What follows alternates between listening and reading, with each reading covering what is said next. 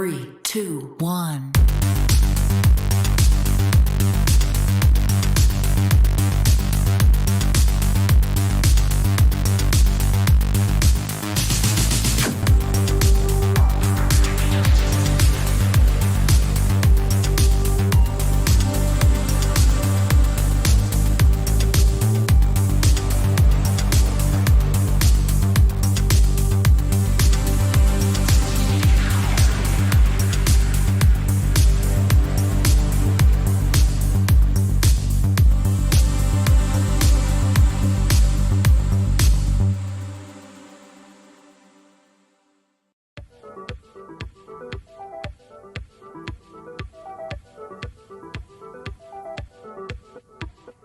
Well, it is that time again, everybody. Hope you are doing well. My name is BirdDog John, and I am back in action. In those scenarios, it's good to neuralize the cameras. You guys know that best. Very straightforward. Plug it in, go to the web UI, link the source, walk away. You know, like super simple. I keep looking over at the chat, and I keep seeing you are full of it. Tasty, spicy meat snacks. Covered in flavor. I mean, you can't go wrong. So what's going on? We've got a handful of folks here in the chat, and I really appreciate that. What's up, mate? Hey, Warren, how are you? Appreciate it. Hey, Robbie, how's it going, man? We were just talking about you. What's going on, Tom? Ahoy. How is it going? What's going on, Go Web? Good to see you again. Thanks for hanging out with us again today. Appreciate that. Feel like I'm in this video more than anyone but John. It's true, NetApp. You are, I'm going to cut this up and put this in the next intro.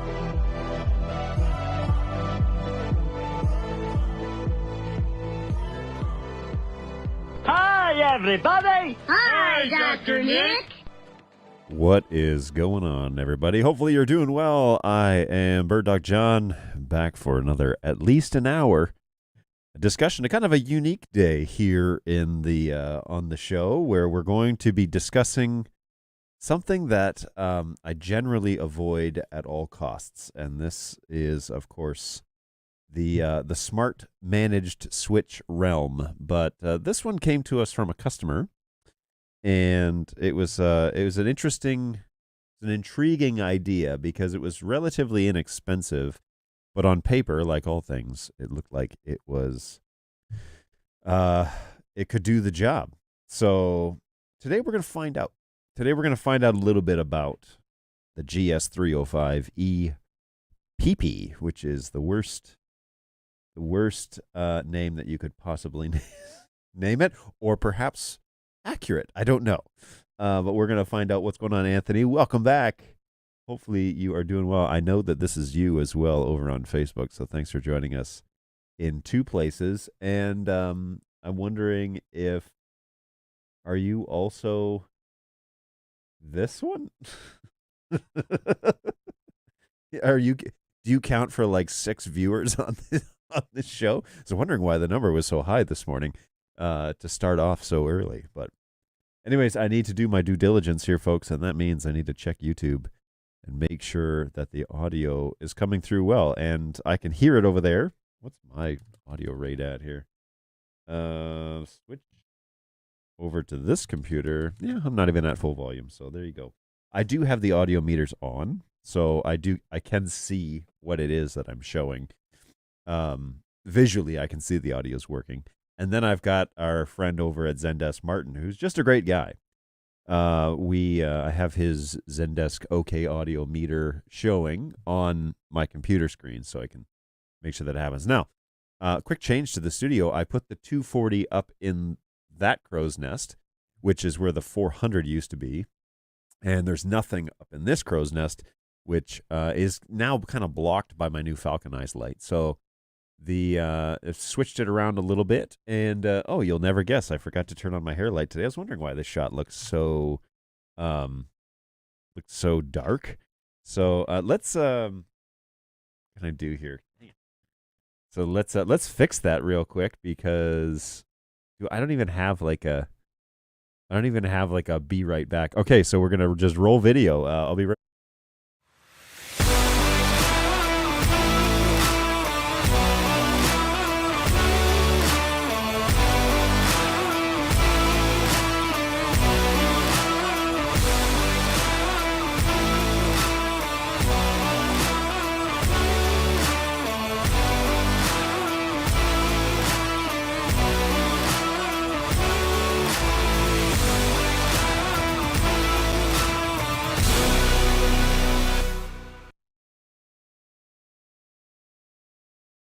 Yeah, today has been kind of a bit of a disaster setting up because I didn't have my hair light on, which now this shot looks a whole lot better. And I can prove it with where's those camera shots? With this 240 shot as well. I think that looks so much better. Wondering why it was so dark. Because you got to turn on all the lights, John. That's why. That's why it was so dark. So, hey, we're back in action. Thanks for joining us today on the show. Lots of chit chat going on over here, which I really appreciate.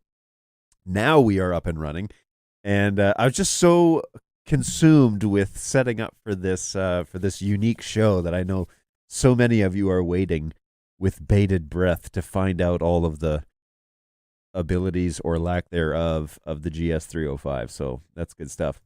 Hey, what's going on, Tech Thoughts? I think this is also you, or maybe Tech Thoughts is someone else. But hey, yay, what's going on? Welcome back and Happy New Year's. I think that's New Year's Eve. But anyways, Happy New Year's, Matthias. Welcome back to the show. Really appreciate you coming on and hanging out with us always, but today for sure.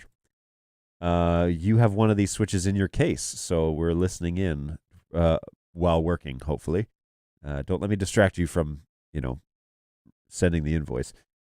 And then I know that this is Anthony. So then that was a comment about the core, I believe, which we're all very excited about. And yes, over on Twitch, we are on Twitch. We're on YouTube twice. We're on Facebook twice. We're on LinkedIn once and Twitter once. So, yeah, we're everywhere. I am all over the place. Unfortunately, it's all the exact same content, but, I am omnipresent on social media right now. What's going on, iPlay? How are you? Thanks for coming by. Appreciate that. Matthias is here. Hey. Alex, what's going on? Hopefully you're doing well. Thanks for coming back. Yay for switches. Yeah. It is a part of our it's a part of our everyday conversation, so we have to talk about it. Tell us which one works perfectly. Yeah. Surely that is a joke because things that are made by humans are often not perfect. So we'll talk about it. We'll talk about all the options here. Of course, you guys know that the one that I really like right now is the 4250s, which should come as no surprise to anybody in the NDI world, mostly because they're supported for NDI by the actual maker of the switch. So this switch we're going to talk about today is also a Netgear switch, but it just doesn't have the NDI profile. So take that for what it's worth. Maybe it's supported. I know there's no NDI profiles on this one. This is primarily a data switch, and I need to say that up front. The 305 is primarily a data switch, and you'll think, well, it's all data. But not real-time data. It's just computer data, like files and things that are not time-sensitive. So take that for what it's worth. We're going to be looking at this switch today and just seeing if it will get you up and running in a pinch. That's really what I'm hoping to find out. So. What's going on, Jorg? Hopefully you're doing well. And now people are talking to each other within the chat, so that's cool. JD voice is good. DJ voice. Oh yes, yes. I have a face for radio. I know. Can confirm the audio is coming through. All right. I thought it was dark because you're Batman. I'm here in the Bat Cave. There's no like depth here, so there is like a curtain back here, but obviously when I wear black, and that is just my go-to. There's depth in this shot. When I wear all black, then it of course doesn't necessarily give you the idea of me actually being in a studio, but it is just a black scrim that's behind me. So it's not dark; it's atmospheric. What's going on, NetHab? How are you? Vax. Someone's excited. It's Anthony. You're everywhere. Does my message pop up too? Yes. They I choose what to put on the show, but most messages do get shown unless it's just absolutely ridiculous or something that should be handled off air, of course. I would also love to know which one works perfectly. Wouldn't we all? Isn't that the truth? Pandorica, what's going on? It will, but it takes longer when it feeds through on Twitch. Also, hey, what's going on? What is happening? Good to see you. What platforms has the lowest latency? Switches where video geeks have suddenly become IT specialists. And what's going on from Sweden? Yo, what's happening? Thanks for coming back.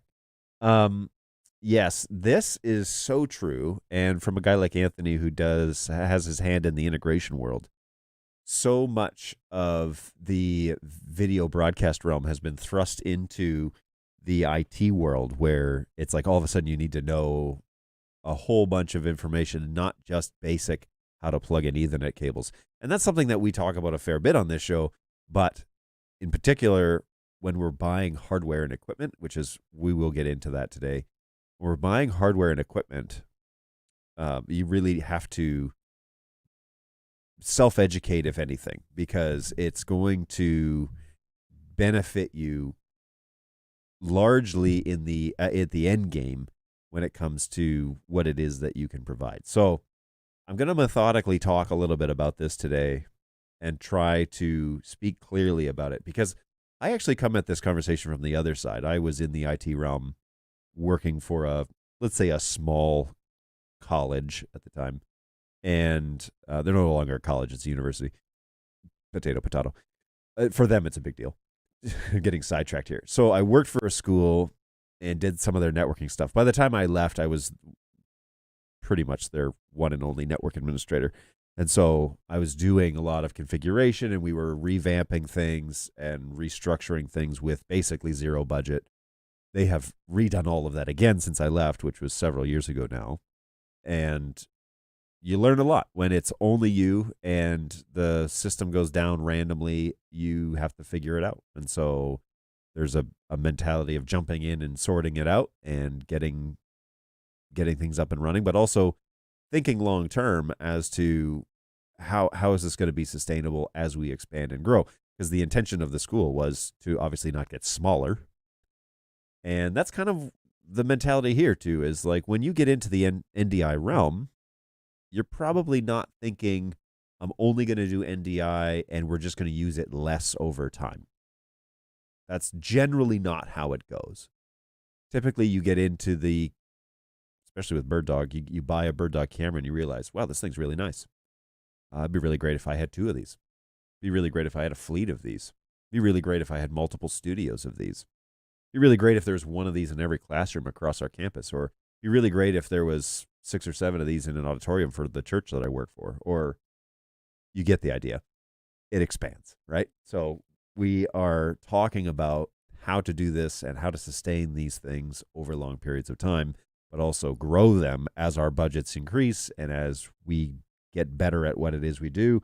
We are definitely going to want to use more of it. And so that's where this conversation about networking really becomes critical for you broadcast people that are being thrust into the NDI world, which is literally networking, and best practices, how to achieve those goals and how to speak intelligently and think logically about achieving these goals. So we're going to do some of that today, and we will kick that off in just a couple minutes. So I just want to get through some of this chat as well, because you guys are jumping over here. I too would like to know if there are best switches for NDI. What's going on, Joseph? Are there any Unify switches? What makes the switches better? Okay. I will actually star that so that we can definitely answer that question while we're talking about this stuff today. We will definitely get into that, Joseph. I'm assuming this is Ian. I have a cousin named Ian, I-A-N. Maybe I'm butchering this. I'm really sorry if your name is not Ian. But hey, how's it going? Thanks for coming by. Sorry about being confused about how to pronounce your name. If it's any comfort, my last name is Norwegian and I live in the States and I grew up in Canada, and so no one has ever gotten it right unless they have some sort of connection to Europe. And I've lived most of my life being called the wrong name, put it that way. But what was exciting was we hired a guy. So I've been working for BirdDog for quite a while now, and we hired a guy from Oslo, Norway, and they introduced us, and then he's like, "So, John," and then he pronounced my last name correctly, and I was like, "Oh yeah, you would know, you would know how to say this." He's like, "Do you have Norwegian roots?" I was like, "Yep, absolutely. My family name is from there." So, anyways, cool stuff. This guy, not an IT specialist, Because if I were, I'd make more money. Not necessarily true. It's not as much as you think it is. I'll put it that way. Video geeks and networks are like people used to driving around a neighborhood. Now they have to get on the freeway. Ooh. Well said, NetHab. Well said. I like that. I feel that. Can you say something about Ubiquiti switches, in particular the Ubiquiti USW industrial switches, which has 8 PoE++ 60-watt ports? Okay, Peter. Yes, I will say something about Ubiquiti because I have my opinions about Ubiquiti, and with good reason. I actually, full disclosure, I run a Ubiquiti set here in the office as the data backbone for what it is we do. But for anything production, like done production-wise out of this office, I don't use Ubiquiti, and I'll tell you why. But I will star that, and we'll get into that. You know what? And it's 11:16. I want to kick off today. So I've got my coffee. I brought this from home, and a bunch of things are going on outside these walls. My daughter came down with some sort of sickness today. We're not too sure what it is. We're going to take her to the doctor. Pray that that's nothing, that it's just a stomach bug or a sore throat or something like that. But she's at home today with my wife, and we're sorting all that out. So I had a bit of a late start. Then I got into the office today, had to do some updates and some changes and whatever. But got the studio up and running, forgot my hair light. That's a bit of the disorganization. There's lots of stuff going on in the help desk since the return from New Year's, from the holiday. But I need to say this on record, on camera, and I already said this internally to the company, but like we've had an unbelievable beginning of the year when it comes to my team handling tickets and stuff. It's just been like we have yet to function this way, and it has something to do with people actually having, you know, like job things that they are responsible for and them executing those things really well. And so we've got agents that are handling tickets. We've got guys that look after shipping. We've got guys that take care of it. We've got a guy that takes care of inspections. We've got another guy that takes care of repairs. It's like the pieces are in place and they're working really well. And they're starting to like speed up a little faster and faster and faster. And it's fun because we came back to a mountain of work and they rocked through those tickets in like a day and a half. It was so cool to watch. And like I have the ticket list open on a giant TV in my office, and it generally is the thing that's up on my screen, and it just refreshes every 5 minutes or 3 minutes or something like that, and the list just kept like condensing lower and lower. And I just thought, this is so different than even a year ago when it was mostly 1 or 2 or 3 of us that were responsible for making that all happen. And so shout out to the support team. You guys are doing awesome work, and I love it. I love how well that's going. So it's just pedal to the metal when you get on the highway, right? That doesn't sound too complicated to get into the IT world. Yeah, Alex, just full throttle as fast as she'll go. I use Ubiquiti switches successfully. However, I've always never maxed out the ports. I'm never pushing over 70%. That's a great rule of thumb, just in general. With networking, you know, I've said this lots of times, and you guys know this, but the marketing material that you read about switches, like on the technical specs, that's written by marketing. That's not written by the IT guy who's doing the QA. All right, across the industry, every company does it. The marketing department says each of those ports on that switch, what is their maximum capacity? And it comes back, they can do a gig. Great. 1 gig per port, 16 port switch, 16 gigs. That is a marketing ploy. You need to know that when you're reading the tech specs. That's cute, but it's not real world. Real world is somewhere, in this instance, this is a great example, 70%. That might be pushing a little high for me. I like 60% myself. I say 60%, we're going to get 600 megs of usable stuff out of that port. Now, can the switch handle that amount of data? Running across 12 ports, 16 ports, whatever. Can the data be processed without touching the packet buffers? And we'll talk a little bit about that too. But can it actually be processed in that real time? That's the other piece of it. It's great that you have a 48 port switch. It is very unlikely that switch can run at 48 gigs at all times.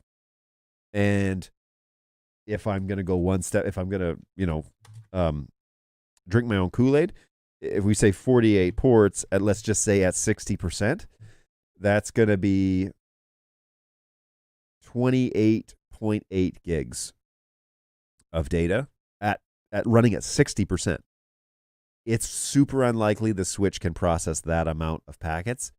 I know that it says umpteen billion kilobits per second. Again, the technical guy didn't write that. The marketing department wrote that. And they're doing it for peak performance, not for everyday performance. And so be really careful when you're reading, I'm just going to buy a big honkin' Switch and it's going to run. Now, there are $10,000 Cisco switches out there in the world that can do it. They have the backplane to do it. They're so cool. Most of us, though, in this world don't have 10 grand to drop on a Switch. Okay, we need to probably build out our infrastructure and be budget friendly and conscious. Totally get that. I've worked for companies. I've served at churches. I've done things like where budget is king. What's the maximum performance you can get for the minimum amount of money? That is always a very regular conversation. I totally get it. It's just not how a lot of people design products. They don't design them for being money friendly. And okay, I'm going to say something that's probably like going to get me in hot water, but I think Netgear missed the mark with the desktop Switch on price. I mean, that is, I'm going to sound off on that. I think that there was an opportunity missed for the NDI world, because what's happening is there's this dance between crappy subpar $100 switches and real intentional design when it comes to the marketing world. And the 8-port desktop Switch, its primary feature is that it doesn't need a rack mount compared to its brothers and sisters in the NDI AV line. Its primary feature is it can sit on your desk. But what its primary feature probably I felt should have been was its crazy low price that you don't need to break the bank to get into the NDI AV line. And it's really a shame, because that definitely could have been a big, I mean, they could constantly, I think actually they are pretty in short supply, but they could constantly be waiting on the next stock if they had priced it a couple $100 cheaper. And I don't know what I don't know what it costs them to make it, but they already had all the like it's the same brain. So most of the software was done, the development piece of it. And so they didn't have to spend money on that, and that's generally the R&D is generally the most expensive part. The actual hardware and chips and stuff, that's not the big piece of creating stuff. But what do I know? I mean,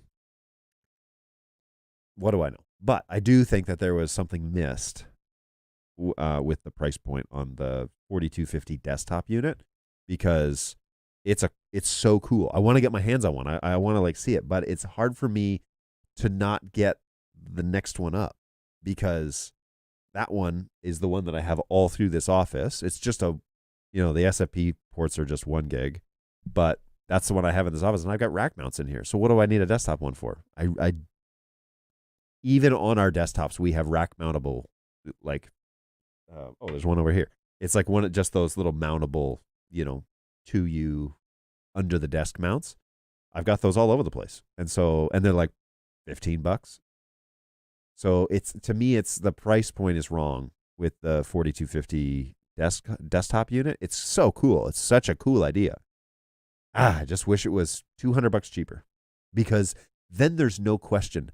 Then Ubiquity is off the table. We're not talking about Ubiquity anymore, because you can buy an NDI specific switch for the Ubiquity price, and get in the game and not have to even mess with that stuff. But Ubiquity is still a big part of the conversation, primarily because the price point on the desktop unit for the 4250 is wrong, as far as I'm concerned. Now, I'm going to get pilloried. Maybe I'll get an angry email from Newtek or from Netgear. I don't know. But I definitely think there was something missed there. I'm usually only using 4 out of the 8 ports. That's pretty safe. video and network is often much more complicated. Hey, this is a new name, or maybe just a name that I haven't seen in a while. How's it going, Gary Onion? I'm sure I destroyed that. I'm sorry. I'm really sorry about the names, everybody. Your usernames are really cool, and part of the show is watching me stumble through it. So a video in network, he says, or they say, video in network is often much more complicated than just plain old networking because of multicast. Agreed. Multicast is another dimension that we probably won't get into today, but your network needs to be capable of it. And it's more than just turning on multicast on your camera.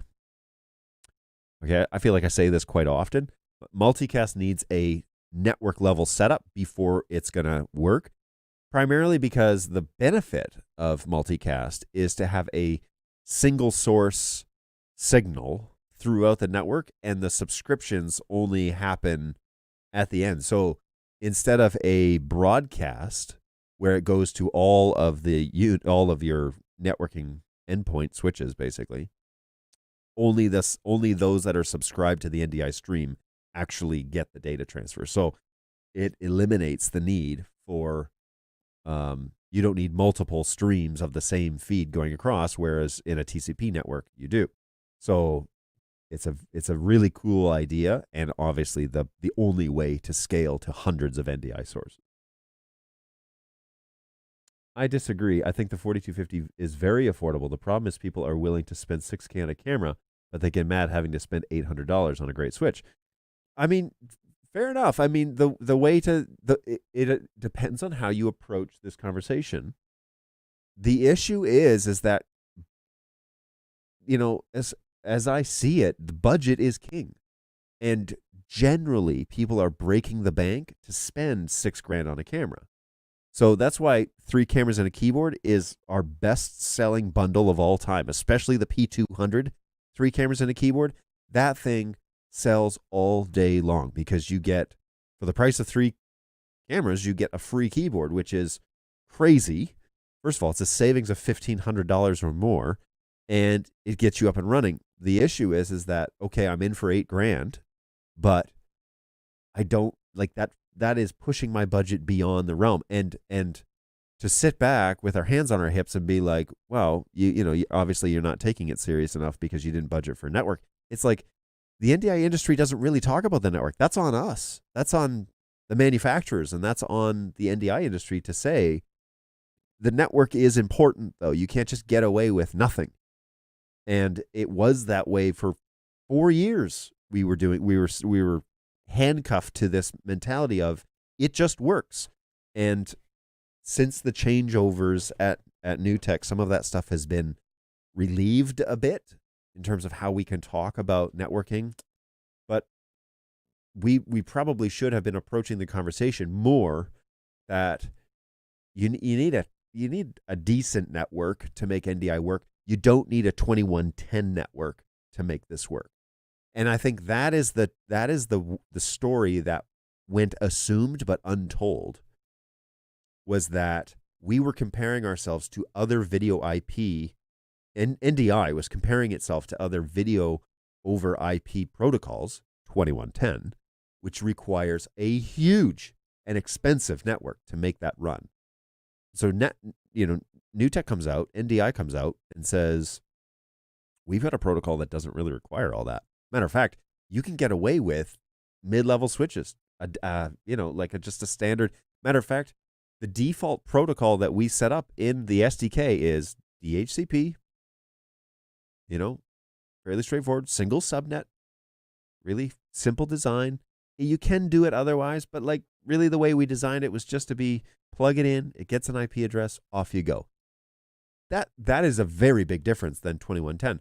The problem is that the AV industry came at it from the other way, like with Dante ideas, and it's like, well, I just set statics on everything, and I don't even need a network, and I can just use an unmanaged switch, and what do you mean? This was supposed to be plug and play. It's like, well, it's plug and play compared to all of this hot garbage that's going on in the 2110 realm, and it is plug and play, but you do need a network. And when we say network, we need the things on the network that make general networks work, which is usually a DHCP so that you can plug a computer in and get an IP address, and you don't need to know how to set static IP addresses. So these two conversations, we didn't do a very good job of explaining you don't need this big thing, but it's not Dante.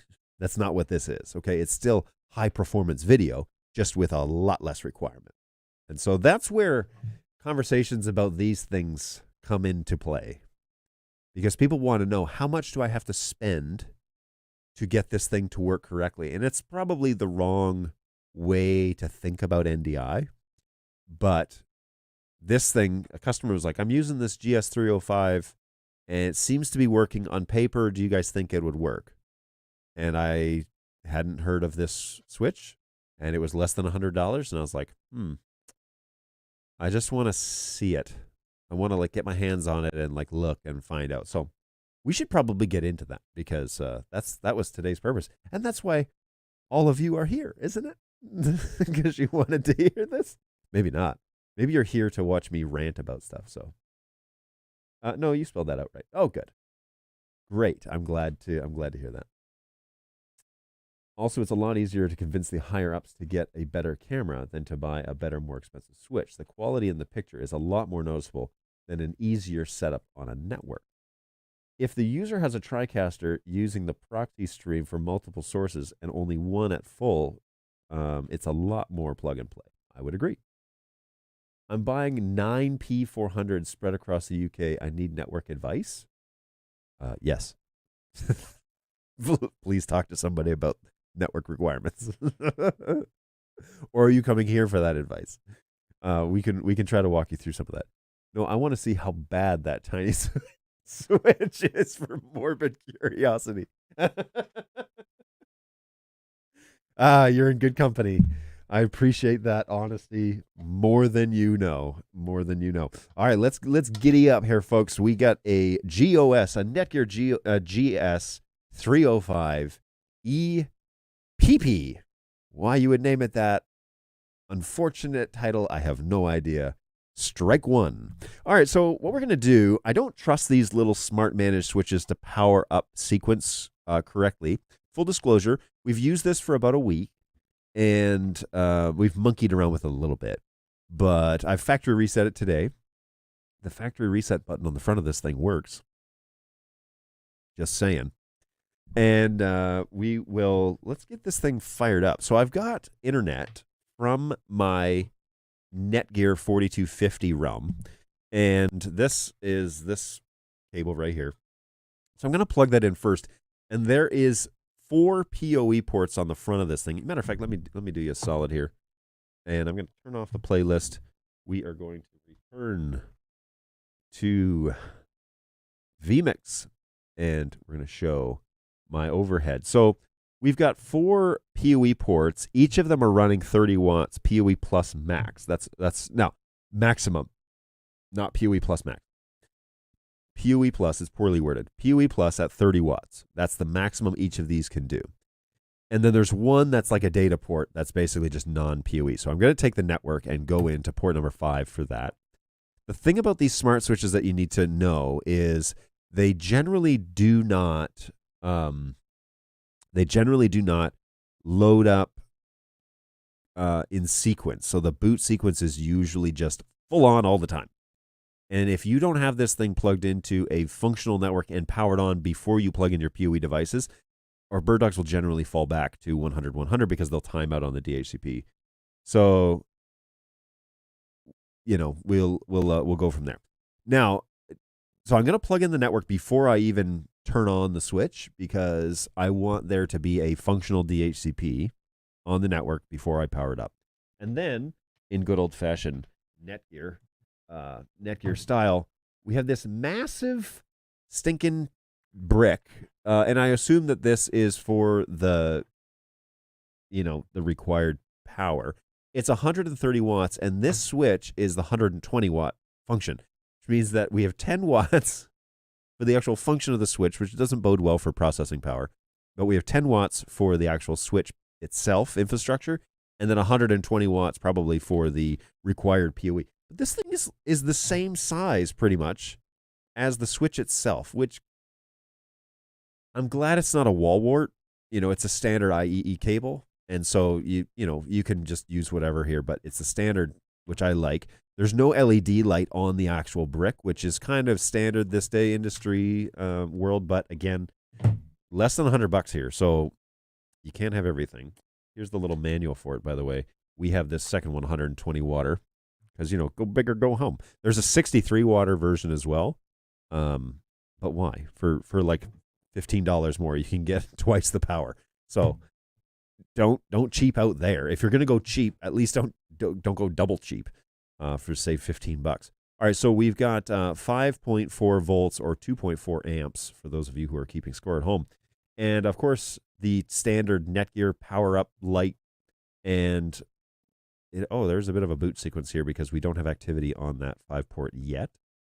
So there it is. Okay, so we are. How do I show this? Okay, so we are communicating here with the 42 with a greater DHCP network that's on currently. Now, full disclosure, I have also got this as a DHCP IP reserved. Fixed IP is what Ubiquiti says, but DHCP reservation list on my network because I want to know where to log into this thing. So I have set a address already for this, and so when we get to the web UI, I already know where to go.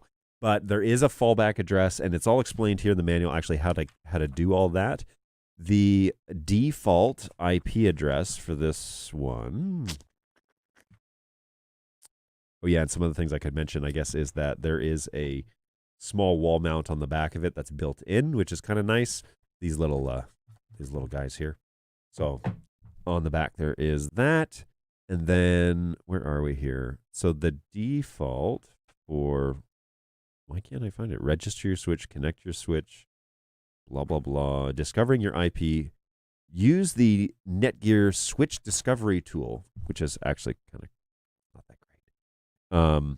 And then find out what your IP is. So they don't actually have an IP that it falls back to. That's weird. It's not listed in the manual, at least. That seems shady, to say the least. So, strike two. I can log in and see the table that my, I'm going to fix my stuff here. Okay, I can log in and see the IP addresses on the network, so I know what this device's MAC address is, and I just looked it up. And then I can assign it an IP address, but I did not know that there wasn't a fallback address that you could remote into it locally. So it doesn't sound like this is not a layer 3 at all. This is a layer 2 at best, and which means that this cannot stand alone. You'll need a router to do NDI networking properly according to Newtek's expectations and BirdDog's expectations, full disclosure. So there you go.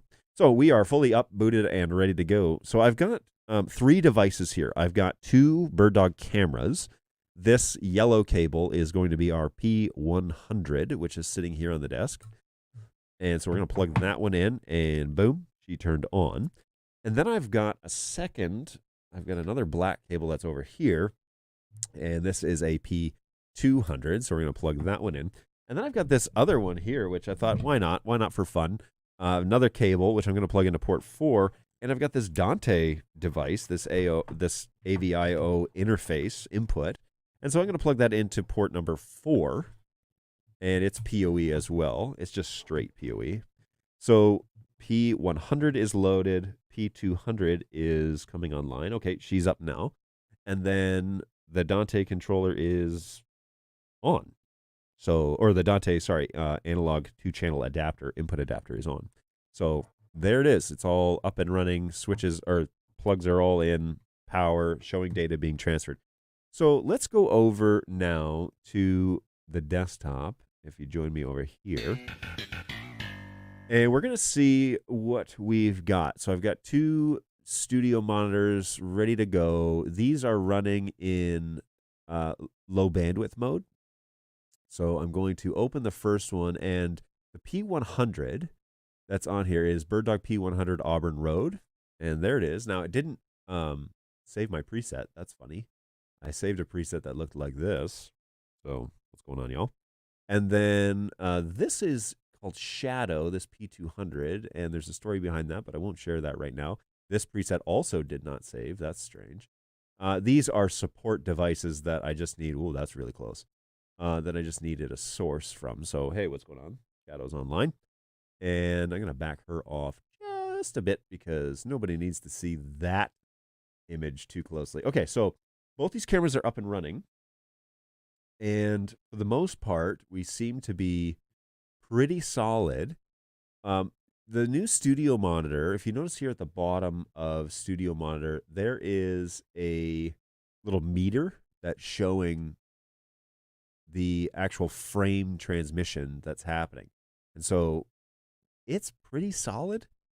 This switch is, the cameras are going into this switch. It's going into a 4250, which is then feeding via fiber, 2 gigs of fiber back to my computer, my vMix machine, which is the screen that you're looking at, the desktop capture. So there you go. Whoa, that was weird. But I think I am seeing like some drops here. And the other thing that we need to probably check out is Dante controller. So my CPU is going to max out here real quick. All right, so Dante controller is here. And this one, I know there's one plugged in my office. This guy, we need to probably hey, whoops, hey. So this showed up here as well. Now I don't actually have a microphone plugged into these two channels, so there's no way for me to test to make sure like that's actually working correctly. But that's something at least. So far so good. I mean, we've got power, adequate power to both. We've got Dante running on this little switch, and it does show up in the controller. So that's all cool. Okay, so the next thing I want to do is I want to look at the web UI for this thing. So let me pull that up. Now, like I said earlier, I know what the IP address is. At least I hope I do. Okay, so I have the IP address of this unit already sorted out. And here is the initial login for this. Now, Netgear really called it in here on the user interface, I think. Because yikes. And on a factory resetted unit, the password is password. So, yeah, there's that stuff too. All right, so here is that user. Now, when you first log in, I guess it's going to require you to change the password. You need at least 1 upper, 1 lower, and 1 numerical. We also allow symbols. So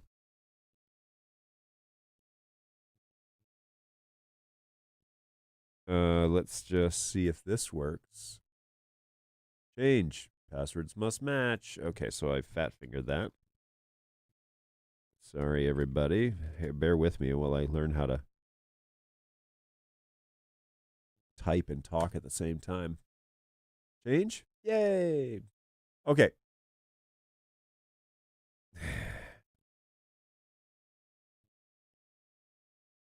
Makes you log in after you change the password? All right, that's weird. I mean, not weird. Just, that's a little weird. Do you want to register now? Remind me later. Register. Okay, so we have a DHCP issued IP address. You can set it to have its own static IP. But why would you? If you have a reservation list, why would you dream of doing such a thing? And then in Netgear fashion, this is actually quite regular where they give you an overview of, make sure here. So they give you an overview of what's actually happening inside the switch. So we have our PoE, port statuses. It gives us a little quick, from the switch to 4 ports, they're actually all working. It gives me a little readout as to my IP addresses. Port LEDs are switched on, which is a nice feature. You can turn it off if you're doing a blackout room or something like that, or you need them to be off for some reason. And then system info, that's all good. And lag ports, it's not enabled, so no aggregation there. Okay, so back to the home. Now, here, port statuses, we can look and see what our ports are actually reading in on. So these are 1 gig ports, whatever that means, in this, but there is no real limit set to any of this. You can edit some of that. It'll take you to those pages. What is this? Why is this yellow? because it's reading it at 100 megs. Oh, that's interesting. So green is 1 gig and yellow is 100. That's good to know. And this port is open, so nothing is being done there. All right, let's go over to switching. So QoS, this is the great irony with Dante and NDI on the same, is that QoS needs to be on for Dante and off for NDI. So good luck with that. We're walking through some of that with the NDI5 stuff because we found that like flow control and whatever works pretty well with NDI5, where it wasn't. We advocated turn that off with NDI4. So things are changing and evolving. You want to get a switch that can do both, just to be sure that you have the option. There are no VLANs on here, but you could, I guess, basic port VLAN activate mode. Yeah, okay. There's some options in here for VLANs. Multicast. Ooh, IGMP snooping is enabled here, which is good because some of these cameras are in multicast. And if you don't know what IGMP snooping is, it basically enables the function to send a single stream to multiple receivers instead of needing multiple streams to multiple receivers. So if you're doing multicast, that needs to be configured on and configured correctly before you do that. It looks like you can turn on IGMP snooping for specific VLANs, which is interesting. Now here's a little thing too, is the NDI5 profile on the 4250s actually has this already pre-configured. So you're ready to go with multicast when you buy a 4250, which is an advantage over doing something like this. We already looked at the link aggregation. So PoE, this is something that I wanted to see a little bit more of and to see what sort of settings we have here. We have learned that, in particular with Cisco and HP, you have to switch the power mode. You actually have to, we have the script if you want to run it, but you have to switch the power mode back to like a legacy mode in order for the power to be delivered correctly to the ports. Because as we all know from years of using these cameras now, the P200, P400, they all boot up in PoE. They boot up on like 13 watts or 14 watts, which is a PoE classification. And if it stays on that long enough, the switches learn and they decide, okay, this guy is sitting in PoE long enough. He just needs PoE. He needs 14 watts. We're just going to cap it at 15.4, and that's that. Well, then when you go to move the camera and do stuff, or a complicated image happens on the sensor, it needs 19 watts. And as we all know, if you're running PoE and you need 19 watts, you're going to get what looks like a restart or a brownout, really. It's going to require too much, and the camera's going to reboot because, it looks to the switch, it looks like there's an electrical malfunction. All of a sudden, you need 19 watts? Like, what's wrong with you? You only need 14 generally. So we have to get to a place where we can tell our switches, don't learn what you think we need. Just deliver full power or make full power available at all times at any time. And so that translates to what used to be known as, or what is currently known as legacy mode in the PoE realm. And so you have to turn that on. So if I select power cycle these ports, it factory resets the PSE ports. Interesting.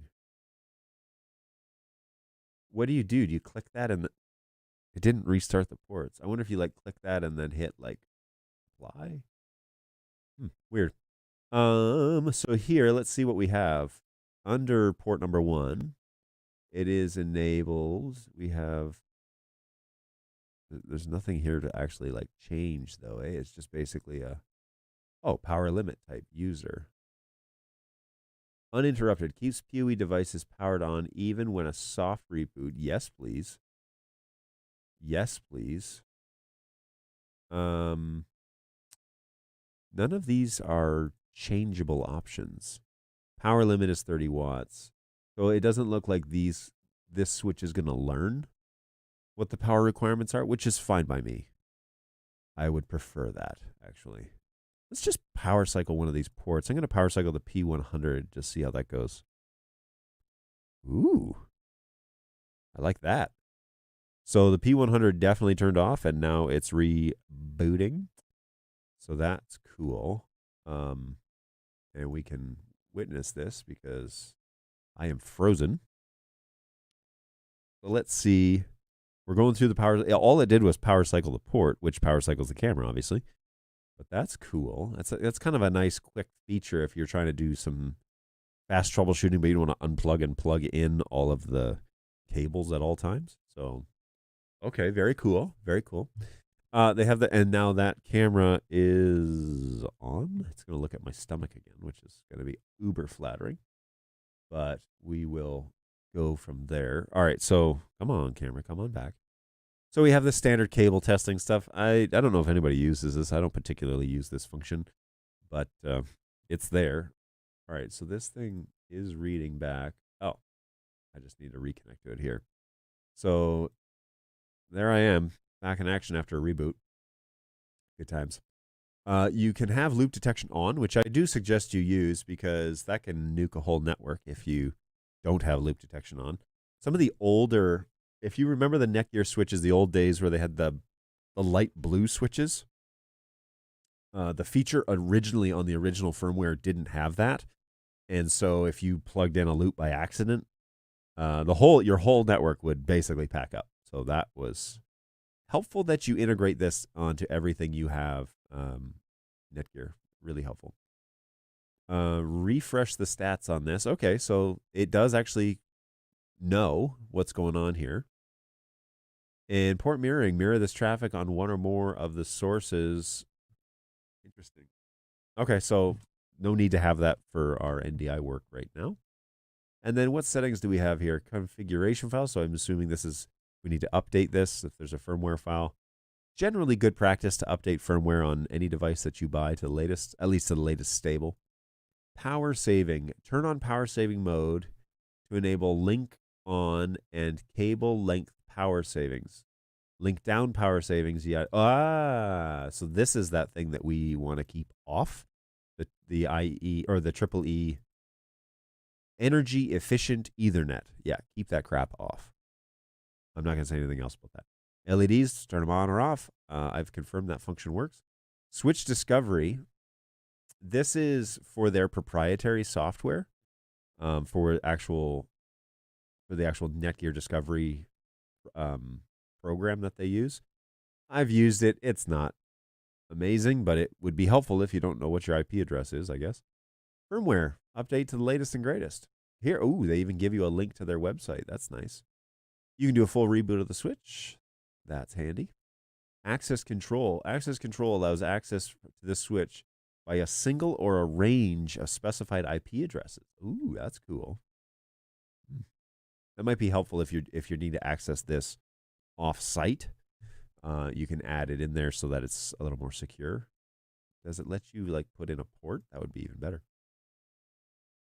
Denial of service attacks. Yeah, that's.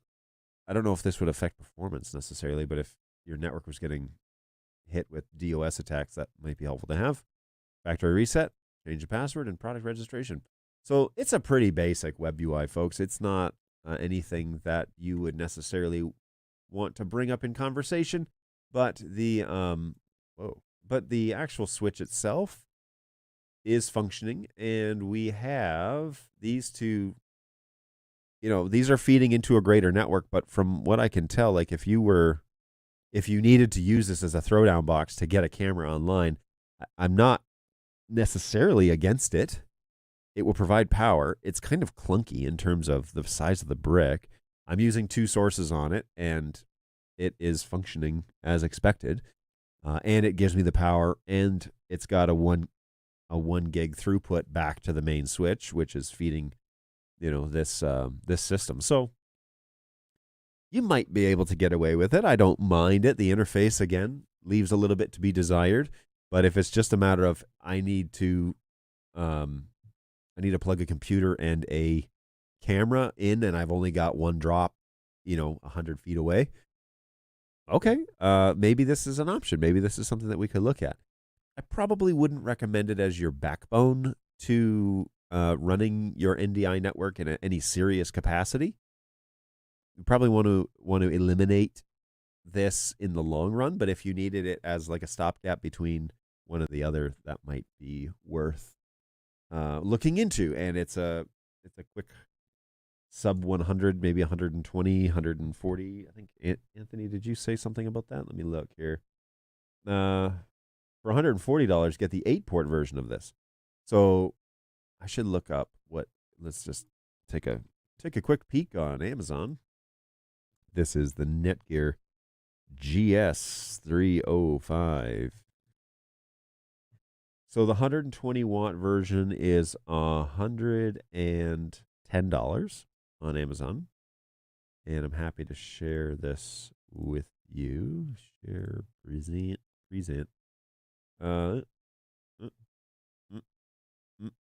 And show. So here we go. This is the one that we have. It's a 5-port PoE Plus 120. It's a little throwdown box that I think would be fine if you needed power on a place that you don't trust the power. So like a good use case. This could be used if you needed a camera plugged in. It's 100 feet away. You have a single drop and there's no power on that line. Or you don't trust the switch that's providing the power to go that far. So you could power a device or two and get away with using something like this. I wouldn't load it up, guys. All right. I wouldn't run 4 sources on this thing. I would run maximum 2, and I would have low expectations about their performance. But if you had a solid 1 gig line between your primary switch that you're using and you want to like throw this up on stage and have a P100 watching the band play. Okay. It's a non-critical camera angle and it would provide power right there at the source. So you could do a small little run into a camera and provide it 30 watts or 2. You know, this would be a good like little stage box that you could throw down and probably be all right and probably be okay. Now, I have not tested this in a production environment. Maybe I should. Maybe I'm running stream on Sunday and I should do that. But I don't really have an Ethernet run up to the stage. I'd have to like hardline it up there. Really tempted to do that. Really tempted to do that, actually. Options. I have the equipment. I just don't know if I should. But it would be a good little use case for this. That's for sure. Maybe I will. Come back on Thursday. I'll let you know if I do or not. That is actually something I will give heavy consideration to because that might be worth finding out. Okay. $600 for the 8-porter. That's the Netgear 4250. And $1,000 for the higher powered 8-porter. Yeah, I have an 8-port, the higher powered, the 1 gig. It is the 4212, I believe it's called 4212P or something like that. But it's the primary switch that we run all of our testing benches on is the lowest level NDI approved switch that we can get, and it works. I mean, they work all over our office. We like them a lot. So with the NDI 5 profile, also gets a lot of. Oh, sorry, we've already read this one. And we've read this one. I've backed up too far. So how can Dyno help? Well, Dyno doesn't really test the. It does and it doesn't. It doesn't really test the. It's not like testing the NDI signal. It's testing whether it assumes that the camera is functioning correctly, and it's testing the connection between the camera and the endpoint. So you'd run Dyno on your vMix machine, and you would load it up with how many sources you're planning on bringing in, and seeing if the vMix machine can actually do it. That's what Dyno's doing. And if not, then you start backing off, and you find out what is clean. And we did that here, and we found out that the Ethernet port, the built-in Ethernet port on this machine cannot do four NDI sources. So we started backing off, and we found out that it does like 2.5 really well. So then, like almost 3, we'll put it that way. So then I bought fiber connections and did 2 gigs backbone into the 4250 And now I can do. Now the problem is my CPU. The computer kind of maxes out at about 6, but for this show it's working just fine. So that was the limitation was the computer, not the NDI signals or my network. The network could handle it. So there you go. Is it possible to tie 22 P4K cameras together on one switch? Absolutely not. Absolutely not. No, I don't know of any switch that can handle that amount of live video. There's not a single switch that you should be buying to put that amount of heavy duty, high performance video on. NetHab says cameras, yes, as long as there's nothing receiving. Oh, I was really nervous there for a second, like you were going to come out with like I do it every day. They can happily sit on the network idling all day long. Depends. Do you have enough bandwidth in your sinks, or do you have enough PoE capacity? No, I mean, honestly, I don't think that there's a switch that I would trust, even in NDI configuration, that I would trust to run one switch running 22 P4Ks, unless you're only doing 2 or 3 of them at a time. But if you're using more than 2 or 3 at a time, then no. Split those up, man. Your money is better invested on more processing power across multiple switches than one big switch. We have, for example, we have a 48 port 4250 in Australia. It's a huge thing. We had it at NAB.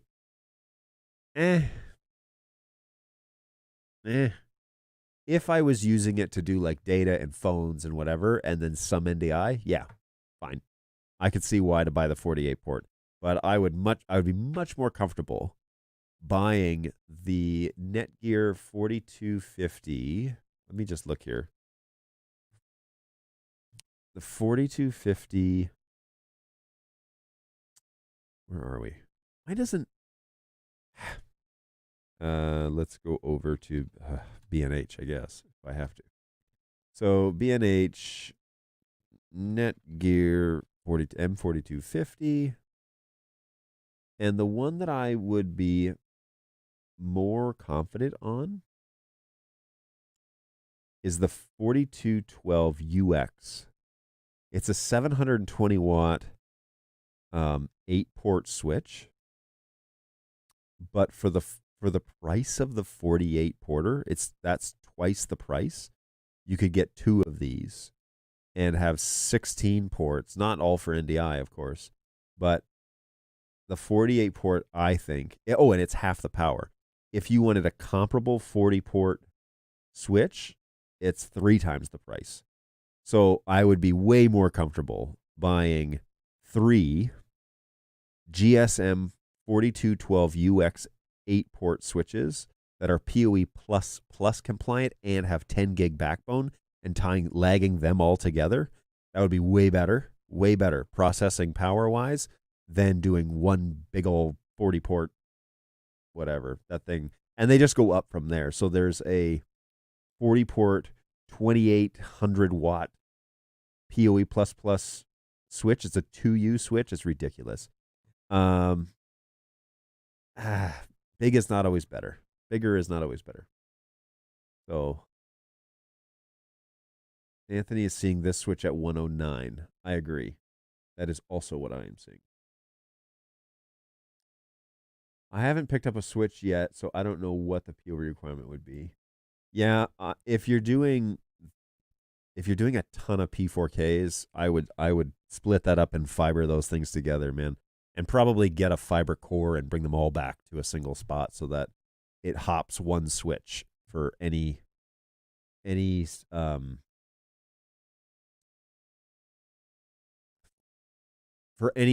packet to flow across your network. It only needs to touch 2 switches to get to the destination, and then run that thing in multicast. That would be the best way, the ideal situation for an NDI installation. That's what I would do there. 28 watts per camera. Is it? That's maximum though, right? I need to double check that for the P4Ks.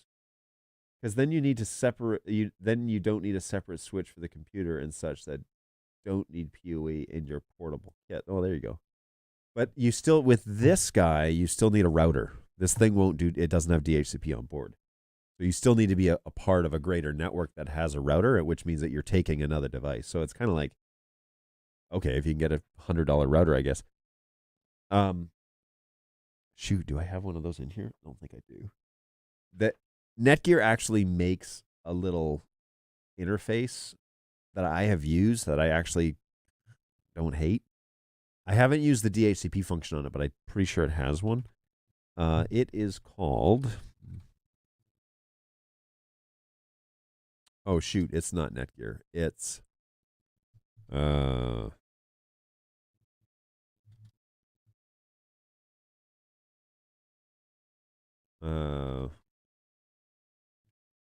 crap, what's it called? I think it's TP Link, actually. I know.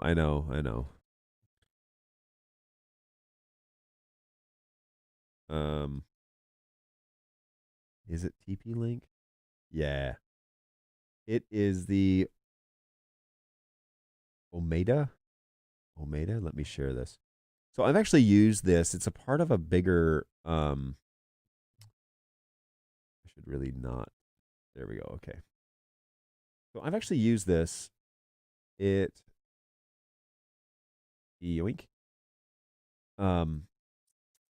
It's not terrible. And it does the basic function that you want for a router. Now, notice that this isn't a switch router. This is just a router. And it says multi-WAN. I mean, yes, but not really. I use these to do the WAN function of translating internet into local IP and for the LAN that I was running. And I used this. I didn't use the DHCP function, so I had this assigned an IP address inside the DHCP that I was using back on the network. So this was literally sitting at an IP address and just doing a one-to-one translate between the internet and the local network. I actually was using 2 of these for this function. But this thing, I should set it up. This thing paired with this little guy, maybe a sub 200 option when it comes to having a proper, like if you just need a computer and a camera or 2, this thing may be the answer for that. This may be able to function as your DHCP well enough to handle. Let me look into that again. I'll try and get, what is that thing? Hardware controller. See, this is the thing that like talks to the cloud if you want to control it up the chain. There's a newer model of this apparently. Okay, a little bigger. And the bricks on these things are again huge. So weird. But anyways, this might be an option in the, kind of going forward. It's obviously more expensive. I like if you're budget hungry, then this little guy at $60 is more attractive than $150, right? So interesting.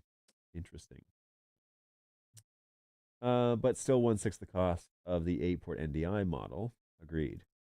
For about 1/6 the cost of the NDI model and 8-port version, the switch that he's using looks pretty nice. I would agree. There's an EDIT button lower left on each port, but will it do 3 cameras and a keyboard? That is the question. I wouldn't trust this to do 3 NDI devices. I just don't. 1 or 2. I'm gonna settle in on 1 or 2 because I see 2 functioning all right, but I don't know about now. The keyboard is running in unicast and it's UDP, so you may be fine with the keyboard, and it's only PoE straight. So you may get away with it actually. When I first reached out to support about glitching cameras, I was using an unmanaged version of this switch. And what, based on that experience, I wouldn't trust this little switch. There it is. Somebody in the real world, and Angus is not just saying this as an uneducated user. He's been around for a while. And he's becoming a voice on this chat that we should all trust. So, yeah, if he doesn't trust it, then that is maybe something we all need to consider. Again, I always lean on these smart switches. I always lean to like, no, don't do it. This one is like 1 source, maybe 2, maybe. but certainly not to handle anything sophisticated. Maybe I'll take it this weekend and see if I can make it or break it this weekend. Put a camera on stage at the congregation I help with. I'm streaming for them on Sunday, so this doesn't sound like a recommendation. Look, I am not paid to promote anything. I'm paid to promote BirdDog products, and you know how I ruthlessly go after those things. So, yeah, that's whatever. Hey, I would go for the Netgear GS305EPP. The 728 GS305EPP. I feel like I've heard of this guy. Yeah, okay, I know where I've encountered this switch before. This switch is a $500 switch, and this is a data switch. So it's 190 watts. It has, a whack load of ports here. 28, so 28 gigabyte backbone. No, but this is a data switch, and I've actually used these in data environments. It is managed, and it has SFP plus or SFP ports. My brain was like, "Don't say plus," and I totally said it out loud. They're good data switches. They're good data switches. I don't know if I would trust it in I wouldn't trust this over a 4250 if we're talking apples to apples, and we're only talking $100 difference. So by all means, I would pick this over the 305 all day. This switch over the 305. Yes, absolutely. Hear that nice and loud and clear. But I would, this is a layer 2, if I'm not mistaken. And so, where are we here? It says layer 3 light, whatever that means.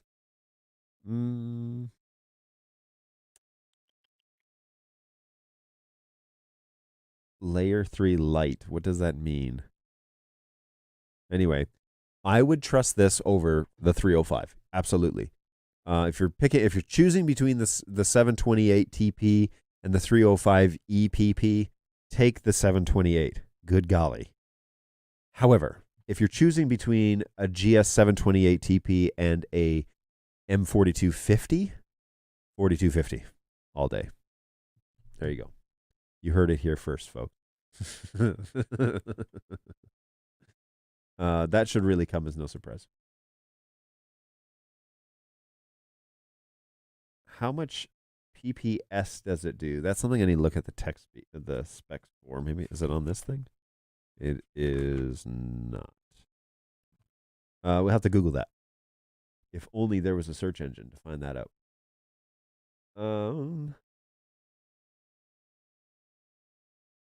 The first thing I see when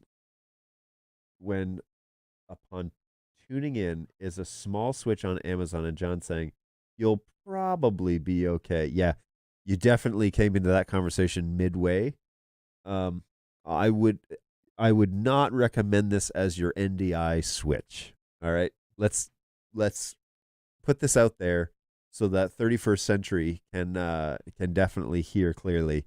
I would not recommend this as your switch in your fleet. There is a place maybe for this as a place to deliver power on a managed switch that is not a unmanaged switch. If you're choosing between unmanaged and managed, go managed. So if it's an unmanaged version like Angus, he said, I don't trust that version of the unmanaged one, and so I wouldn't get this one either. Yes, I love the way that sentence is formed, because that is the way that we should be thinking. We should be looking towards a little more sophistication when it comes to our networks. If you only have $100 to spend and you're choosing between this and something else, for one camera to deliver power, maybe this is an option, maybe. But you'll probably be okay for one source. You may see less performance on two sources. I don't recommend it for anything beyond that. 22 cameras in preview in a TriCaster would easily run on a 10 gig switch. Yes.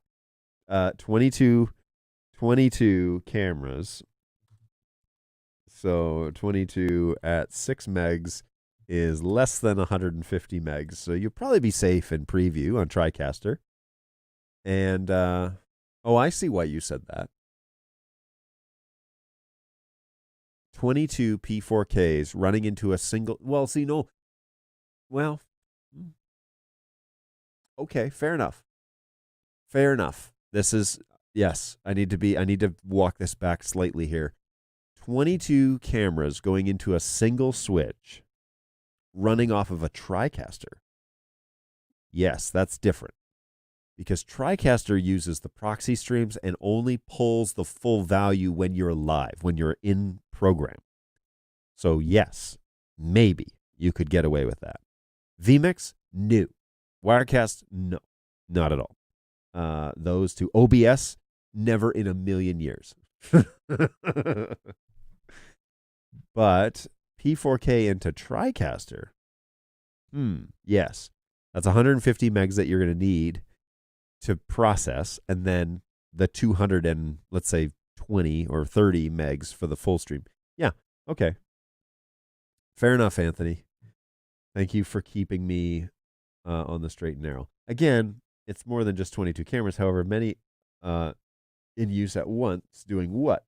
NDI Studio Monitor also has low resolution mode, which is what we were looking at when I was doing my example, was those were in low bandwidth mode. So that maybe had not been a great test now that I think about it. All right, let's go back real quick. This is still all up and running. So let's jump over to Studio Monitor and let's open that twice. So there's one stream on Auburn Road, and that's running in, I believe, low bandwidth, and there is Shadow. So now let's stress this system a little bit. We're going to close low bandwidth on both of these, switching them to the full stream. And let's take a quick little look at, I also want to put up on Shadow. Sorry, folks, I'm just setting this up real quick. Settings, video, and I want to look at tally indicator. No, I want to look at, where's the latency indicator? Safe area, cross center, VU meters, connection. Oh, there it is. Settings, video, and then connection. So, all right, now I've got it all booted up as I want. We're going to stop the cycle of the playlist, go back to the screen share. And here, these are the full values of these cameras. And so there's lots of exposure. They're not set up right. This is the P100. This is running in 5994 progressive. And this is Shadow, which is the P200, and it's running in progressive 994. And both are keeping up. Not too bad. This is also coming across to a machine. That the internal fans just kicked on. And so it's a little bit, it's not too bad. And like I said, it's not color corrected or whatever. It's just raw, whatever. Let's go ahead for a little drive and see what happens when we introduce motion. Yeah, some drop frames there. But that doesn't necessarily mean that it's the network. That could be the reason why this camera is here at support. So, there's that option as well. These aren't just perfectly pristine. Now, this camera's nice and smooth. So I like that. I really want to fix the, I need to fix this exposure because it's driving me crazy. Let's go ahead and yoink. Make this slightly bigger, and we're going to log in. Don't forget, folks, your super secret password. Yoink. And close this system. I'm sorry. Cam control, exposure. Let's close this down. Shutter priority. Well, there's your problem right there. So let's yoink. Kill the gain. Run this at 60. Iris is open. And then gain limit. Let's give it 10. Ooh, no need. No need. Okay. So there, and then we might actually be able to dial this up a little bit. Oh man. That's looking a lot better. 60, let's go to 90, not 100. Oh, she's a beaut. We could also go to 60 and then open the iris or close the iris shade. Whoa. Just a smidge, y'all. Okay. So that is all right. Yeah. That's all right. Now, preset manual exposure, white balance is on full auto. You sleep at night. Whoa. I wish these sliders were just a little bit bigger, like longer, because you could dial them in a little better, but they're so short. Not sure what the dealio's there. And it's hard to set the green balance when you have a green light on you. So, okay, that's actually pretty good. So I like that a lot. Let's go ahead and just minimize that. And Autobots, maximize. So maximize this screen. Yeah, that's all right. Notice though, we are dropping some frames. And I don't know what, I like that they added this latency meter in here. I don't know what this is really telling me. Why is it way below 50%? Because the image is really smooth. But it's really not. It doesn't say that. And same thing with the 100, right? Anyways, whatevs. All right. So, yeah. Maybe one source, maybe two. I wouldn't put critical cameras on something like this. I just don't think that that's a wise idea, especially in the networking realm. It's all about the speed at that point. So, yeah, I just don't know. I see it operating okay. I will give it a test later on, but I just, yeah, whatevs. Transmission says non-AV people who build networks will tell you that the 4250 is extremely inexpensive for the managed switch that it does what it does. I agree, actually. This is the difference between people in the industry who are used to what it costs to really get the performance that you want.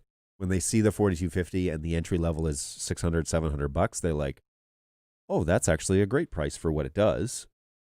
Especially being a layer 3. That's a great price. The fans on my computer just shut off. It's dead quiet in here now because I turned off those streams.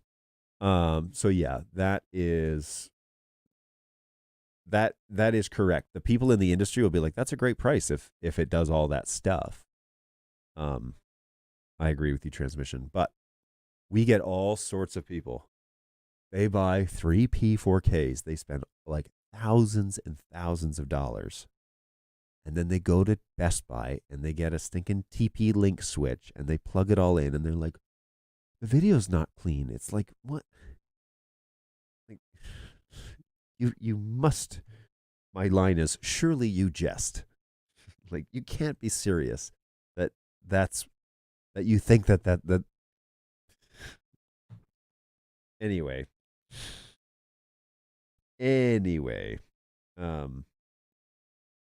Yeah. Again, it's more than just 22 cameras, how they're using that. Oh, yeah, I'm sorry, I read that. Yes, that's maximum per data sheet. And I need coffee because I just got lightheaded. So everybody, please hold. It's probably that this stream has been going for an hour and 30 minutes. So, hey, way to hang on, everybody. Look at that. Even Senseless is around. Crazy. I'm surprised that John's stream didn't explode when he said the words TP-Link. Now, if you will recall correctly, before we all go out and start spending our budgets on TP-Link hardware, if you will recall, I said I have used the TP-Link router function, which just did a NAT 1-to-1 translate, which is the entire purpose of that device. if I bought it and it didn't do that one thing, it is not even a router. And so, yes, it successfully did the one thing that the box says that is what this thing is. Yes, that device did do that one thing that it's supposed to do. That's what you're supposed to do. Yes, that is what this thing does. That is the whole point. And so if it didn't do that, I would be very concerned. But there is no switching function in this, and there is now, and I didn't even use the DHCP function on this, so I've yet to find out if that's reality. But there you go. It's true. I didn't have the Raiders of the Lost Ark melting face scenario. If a switch is handling packets between devices, the burden is not on the router. The router is just issuing addresses. Yes, and managing the routing table and doing a few other things and delegating some stuff. But yeah, it's actually doing the DHCP services that are handling things in behind. Literally routing. I mean, no shaming if one likes this. Also, if you use manual IPs on a managed switch for local production, do you even need a router at all? So, yes. I'm going to say yes, because the NDI world it assumes that you have an MDNS. So if you're going to do manual IPs or static IPs, you need to be running a discovery server. If you're truly doing static IP, you need a discovery server. That should be a part of the design. If you have to have static or manual IP addresses, you have to have a discovery server. I said it. I said what I said. Yeah, we can. That shouldn't be groundbreaking, but for those of you who that is, then yeah, you have to use Discovery Server to properly do NDI on a static network. I mean, NewTek even says it. They say they strongly recommend, and anytime the developer of the protocol says they strongly recommend something, you should just go ahead and do that, because what's going to happen is it's going to be a problem for you. You're going to have drop frames or drop packets, or things are not going to be discovered long term. What generally happens is the NDI device doesn't broadcast its information all the time, and so the device becomes undiscoverable after a while, and you have to power cycle it to get it to work. So the Discovery Server handles that stuff, but it also then takes the place of the MDNS. A matter of fact, even if you have a DHCP and MDNS, in a multicast environment, Discovery Server is recommended because it just cleans things. It stops all the broadcasts, for example, which lightens the load on the network substantially, by the way. So I know. There's John. We need a small router. No, you don't need a small router. You need to keep producing the 4250 and developing that thing to function on the NDI. The layer 3 function on that 4250 is the bee's knees. I didn't know, though, if your ears were burning when my conversation about price point for the desktop version. I was explaining earlier, and now it's out there in the wild, so I can just say it, I guess. But but welcome, John.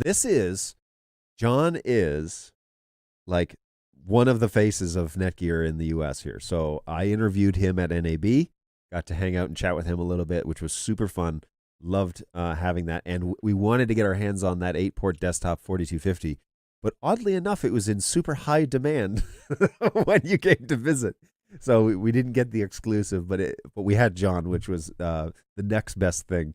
And we got to sit down and actually talk about what Netgear's up to.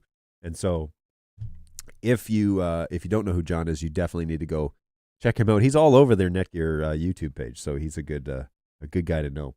But anyways, my complaint about the 4250 desktop version was the price point. I was thinking that it was going to be a little bit cheaper than it is, but it does all the things that the Netgear, that the 4250 line is known for. So it has all that going for it. But it's the pricing for me, it's only like $100 cheaper than the actual rack mounted switch, which to me, it's like, as a network guy, I want the rack mount. If I'm going to have to pick between one or the other, then it's probably the rack mount. But anyways, the 4250 is the thing that I preach on this channel. We are discussing the GS305EPP today because somebody in the world of the ticketing realm said, I have this thing. Is it going to work for me? And our response usually in this scenario is it can, but you probably want a real switch before you go any further into that realm. How are you, John? It's a pleasure to have you back on this show. I bought the 120 as well and have it in the case as, oh, here's Matthias. He's been listening in and he has this switch. He's a user of this. Let's find out what he says.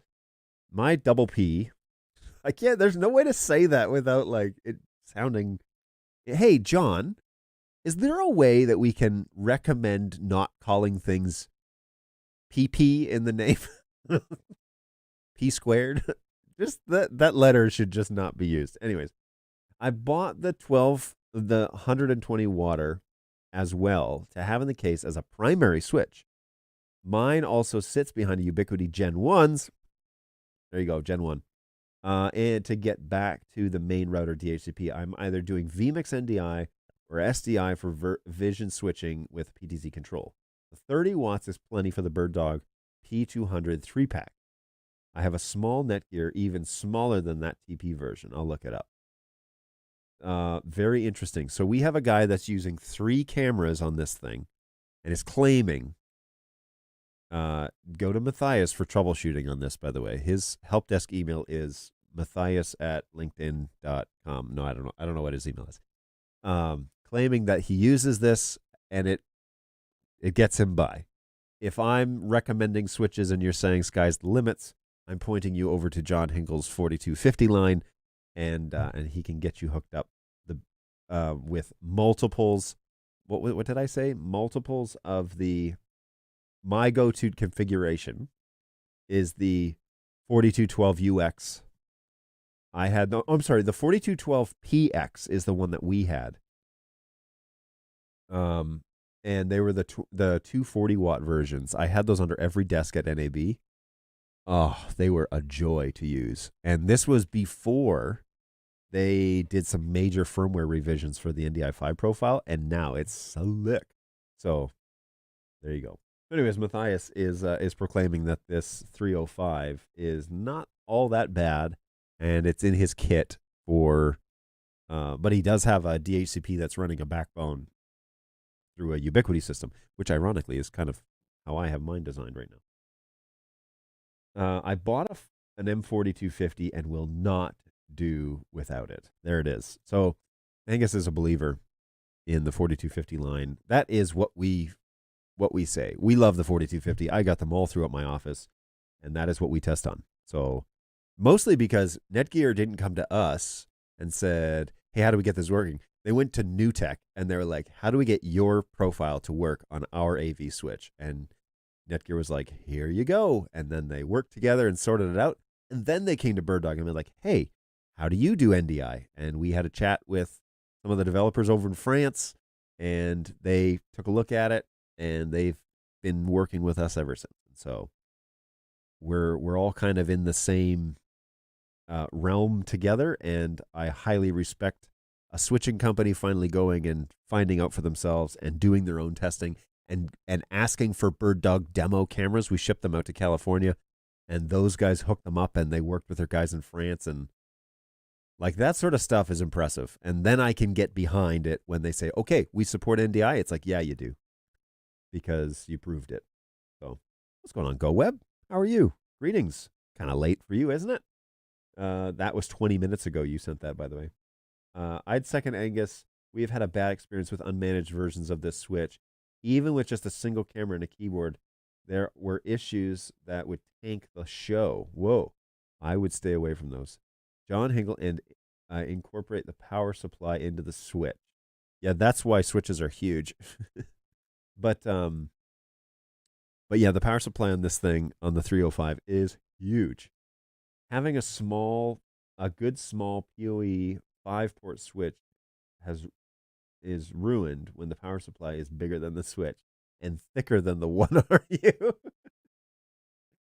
The new desktop 305s are very affordable and are built for AV over IP.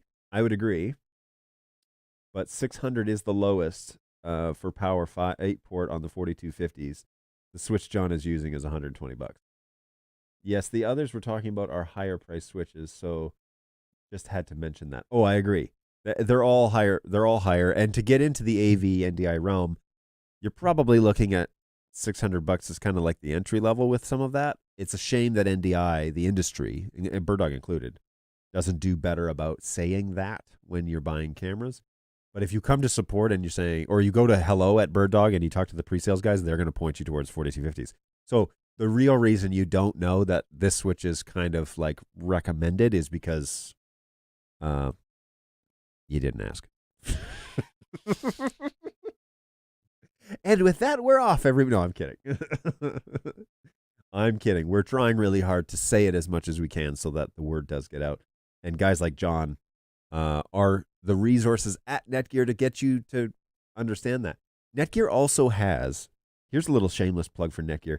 Netgear has an email address that if you're designing an NDI network or a Dante network or something, and you're considering the 4250s, shoot these guys an email and say, here's what I'm thinking. What do you guys recommend? These guys I've used this email a couple of times just in my own questioning and whatever, and they are quite responsive. So shout out to Netgear for having a responsive pro AV design email address that they actually respond to.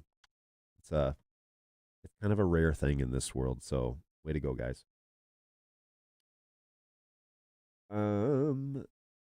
Hey, just don't let John know if we're into TP switches. Yeah, please don't be into TP switches. Avoid anything with link in the name. Put it that way. An easy way to look at it. What does it cost to lose just one client? An M4250 is probably a lot less than that. That is a great way to think about it. I appreciate you saying that because that's exactly right. You have a production, you're doing a show, you're probably charging more than $600, or you should be. And that's the cost of one switch. So, hey, what's going on, MTash? Morning. Thinking of this as my first 4250 purchase, the PX. Well, you are in luck. Where is it here? The 4212 PX. If that's what you're block. Stop sharing this screen, or not even sharing it yet. So yes, the 42. What is going on here? Sorry, everybody. I'm having a difficulty with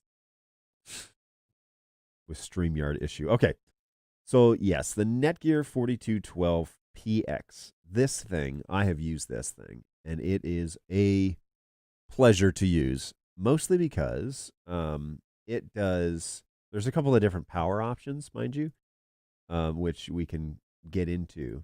But I use the PX, and these were the secondary switch, I think. Where's the one that's like 480? This one, the PX24. I had, was it this one? No, not this one. Sorry. I'll figure it. I'll sort it out. I'll get straightened away here. It wasn't 40 ports. They weren't these massive ones.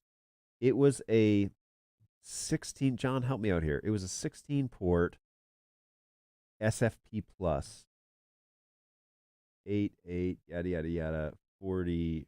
Was it 16? 16 SFP plus. This guy.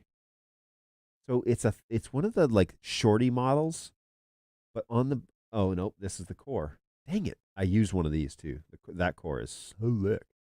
Dang it. I thought I had 16 porters. Maybe I did. Maybe I had bigger. Maybe I had 24 porters. But what you want is the SFP Plus mod.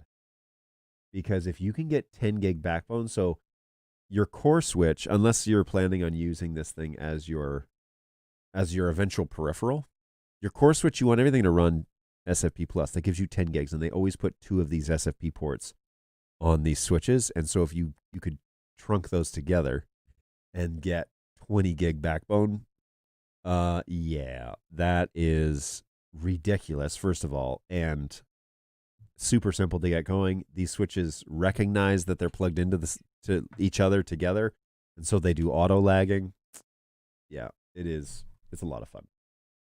So I like that PX model. The UX model is good too, but yeah, we've got I mean the 4250 line.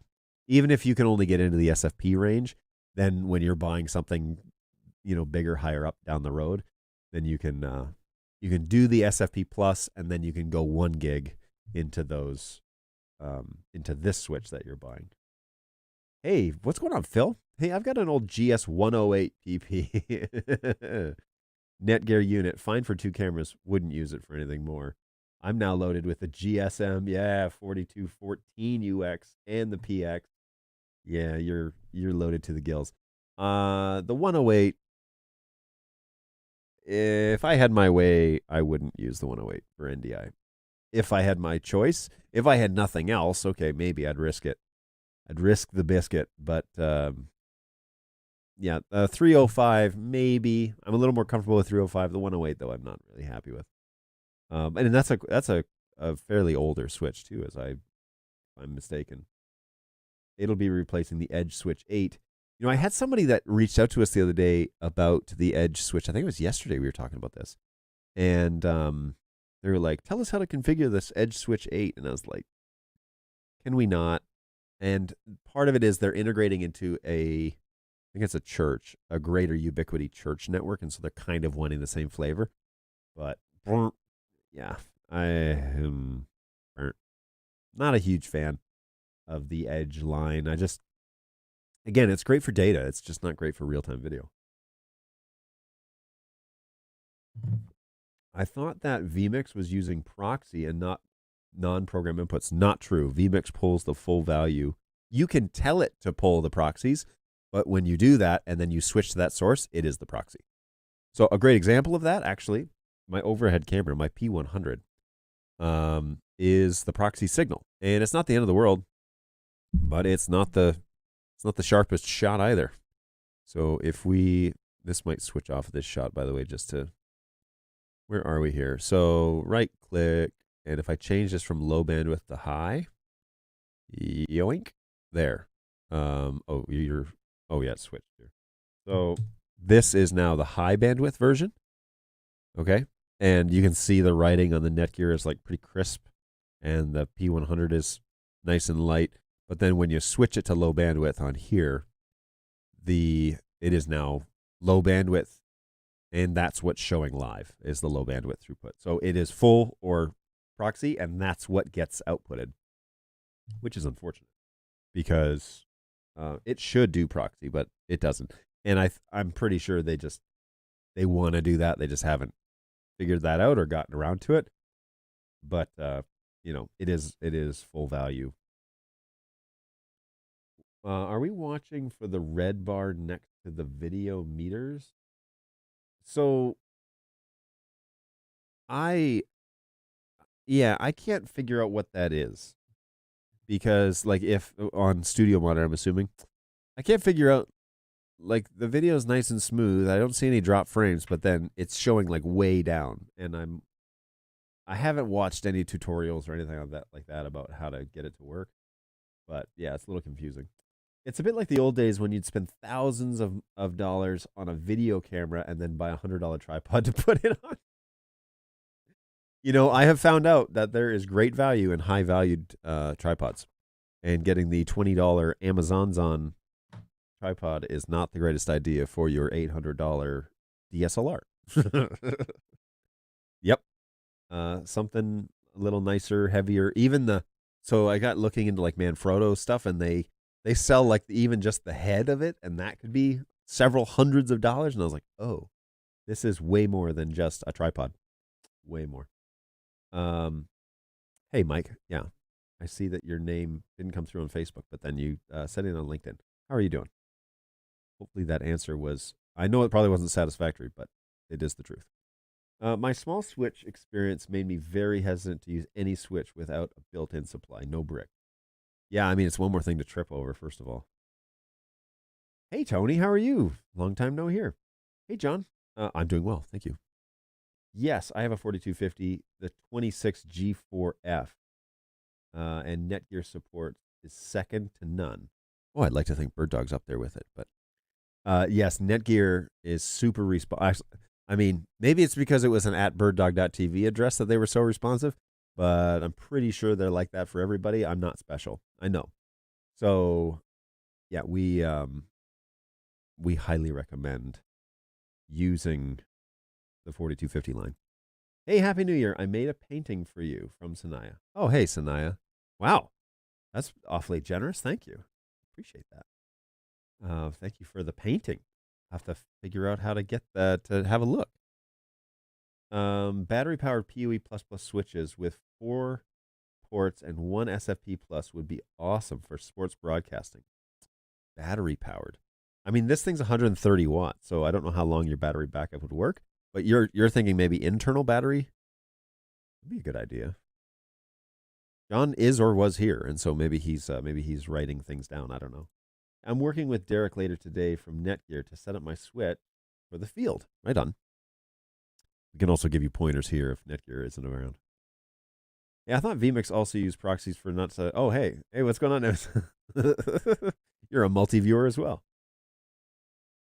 The GSM 4210PX. Okay, the GS 4210PX. Let's have a look.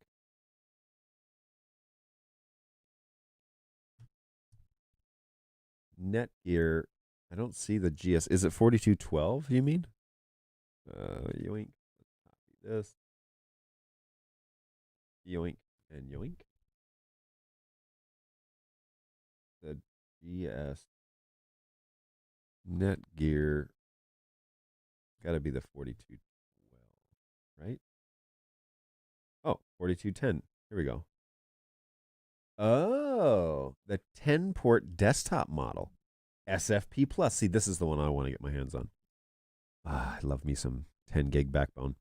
So let's take a quick look-see, and I'll share this one. What? Gosh. Hey, StreamYard, I'd like you to fix something for me. So, is it this one? Ah, I did it again. Stop, share, Chrome, this one. Yes. Okay, here we go. Sorry, everybody. All right, so this is the 10 port or the 8 gigs or the 8 1 gig and 2 SFP plus. I love that SFP plus on there. I'm not too sure what the price point is. Maybe John can help us with that here in the US. But yeah, this little guy is super cool if you're looking to get into small level NDI integration. How much are you planning on loading up this guy?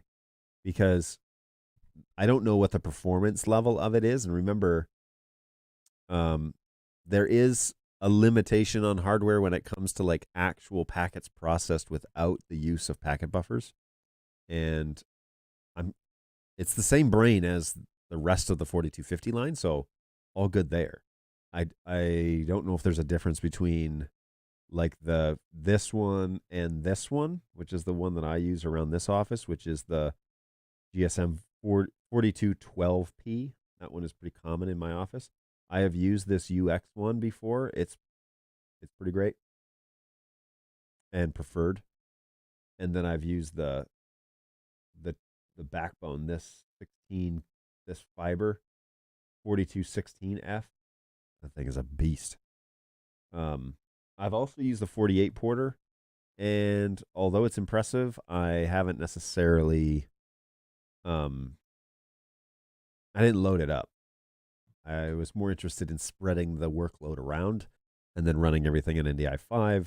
It was all running in RUDP at the show. So, anecdotally, we have no problem passing on the cost of the 4250 switches to our Pro AV clients. It has actually generated non-streaming business for us as well with Dante installations and fiber.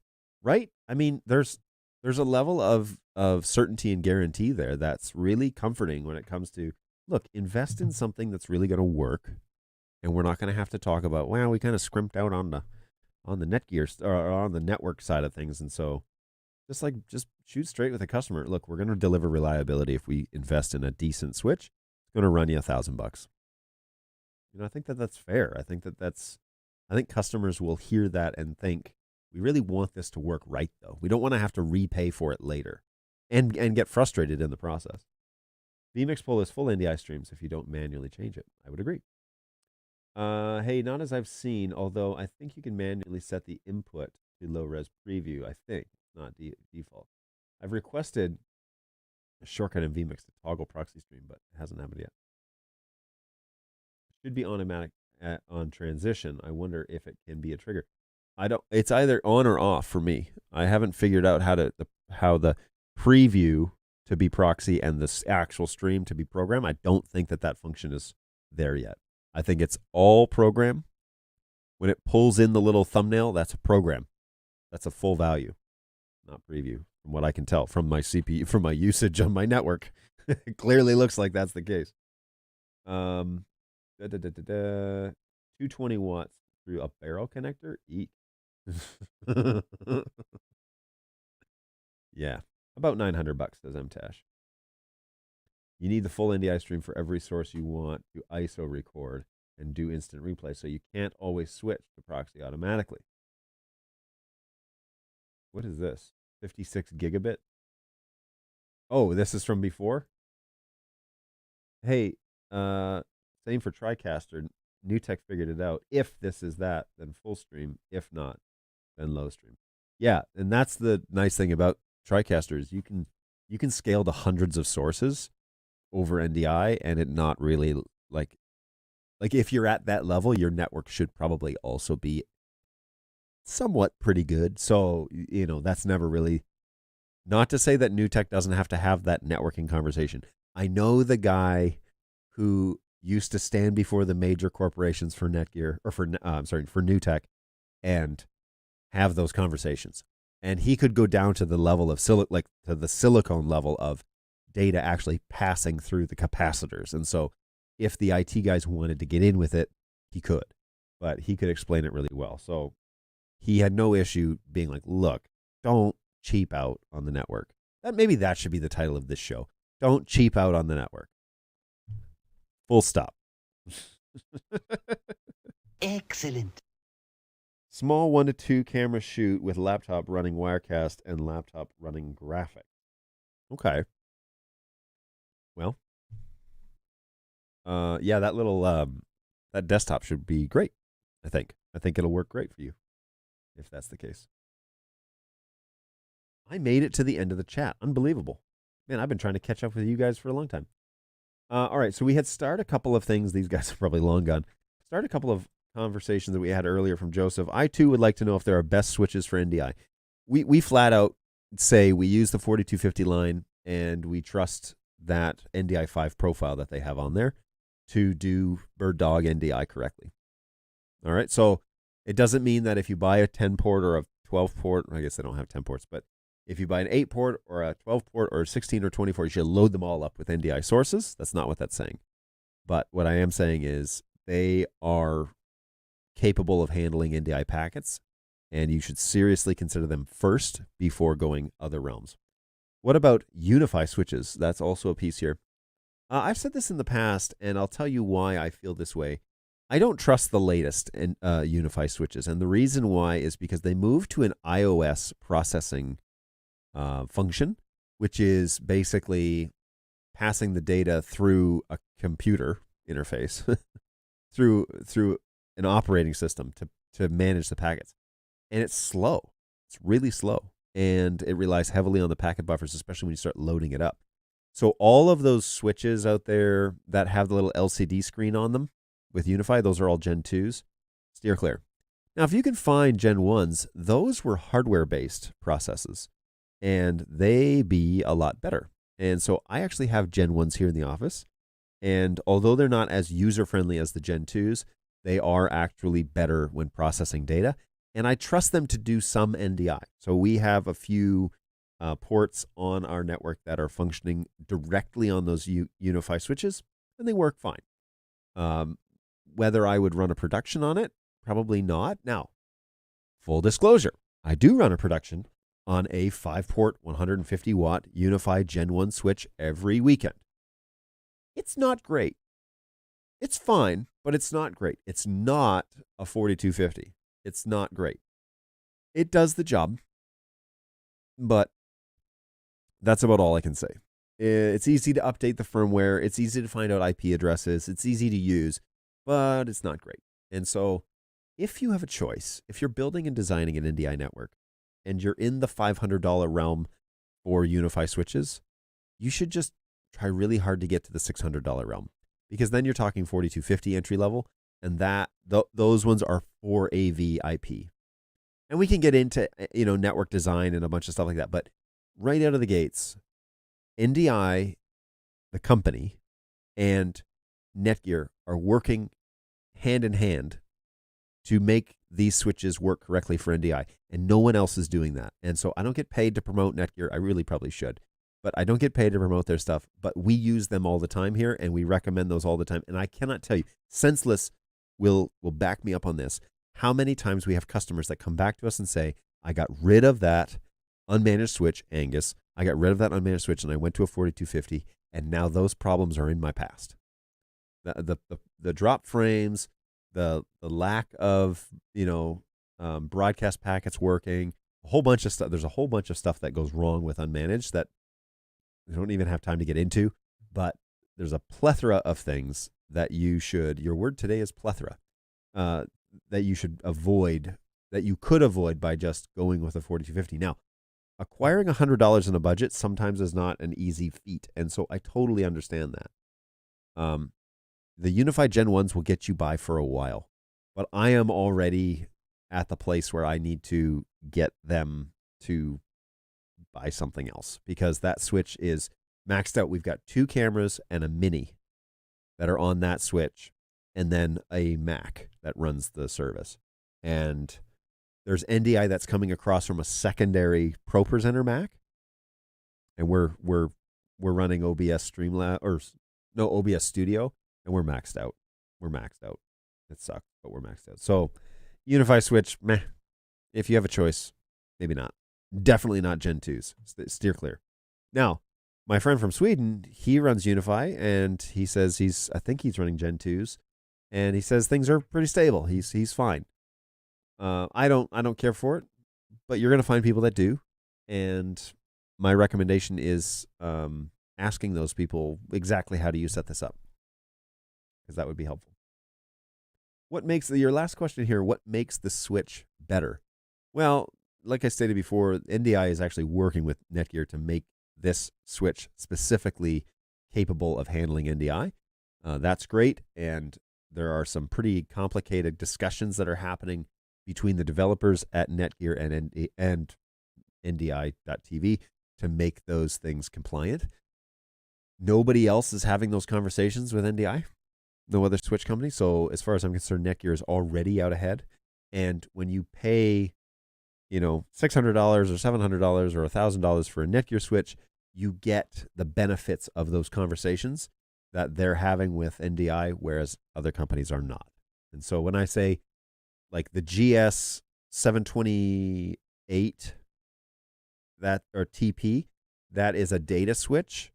That's a Netgear switch, but it's not designed for NDI. It's designed for data. It's designed for data networks, file transfers, phone calls, a bunch of stuff, but it's not NDI specific. Whereas the AV line, the 4250s, is NDI specific. So there's a great benefit. There's a lot of development that has gone into creating that 4250 line, and you get that benefit when you pay that price for the 4250. Oh yeah, and their email, proavdesign@netgear.com. You get free access to that too, and those guys are aces over there. Hey, can you say something about Ubiquiti switches, in particular the industrial switch?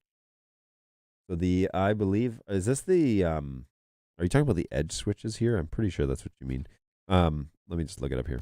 Ubiquiti, the industrial switch. Ubiquiti industrial switch, 10-port durables. Oh yeah, I've seen these. Ooh, I had one of these at one time. Not here. So the industrial line for it's a commercial line of switches, but they're I think, if I'm not mistaken, the industrial line is more about the durability of the switch. You can put it in a rough and tumble type of place, like a freight case or like a road kit or something like that. It can kind of get beat up. I know the industrial one that I used had like a rubberized casing on it, even to kind of give it a little, well, I won't say bounce, but gave it a little bit of a protection in some instances where networks were being used, but in kind of a brutal environment. And I think the concept of the industrial switch, that's this Ubiquiti one in particular, is a great idea. I mean, it might be something that John Hinkle and the team at Netgear consider for this desktop one, because that is a run and gun switch. When you built a desktop switch that sits on a desktop, but the likelihood that that desktop is going to be the same every time that switch is turned on is pretty low. And so it would be great to have even like an aftermarket rubberized, like you can like fit it around like a phone case, where you can snap it on and then it gives it a little bit of a rigidity and bounce, or maybe it's a case that you can screw down or screw on to the actual unit. That would be really cool. I think that would be beneficial, and people would gravitate towards that because guys are going to be throwing, especially when these little desktop units for Netgear become more available. People are going to be buying these and putting them in Pelican cases and flying them out to their gigs alongside BirdDog gear. We see that weekly. People saying, "Hey, take a look at this freight case. This is I made this. I designed this so that I could go and do shows around the world." It's so stinking cool what people are up to. But the industrial switch for Ubiquiti in particular, that has some like rigidity. So the physical form of it is in particular, built for that. I haven't used, if there's a Gen 2 version of it, I haven't used it. This looks like actually a Gen 1, if I'm not mistaken. And I would be okay with this in a run and gun situation. It looks like it is the same switch physically.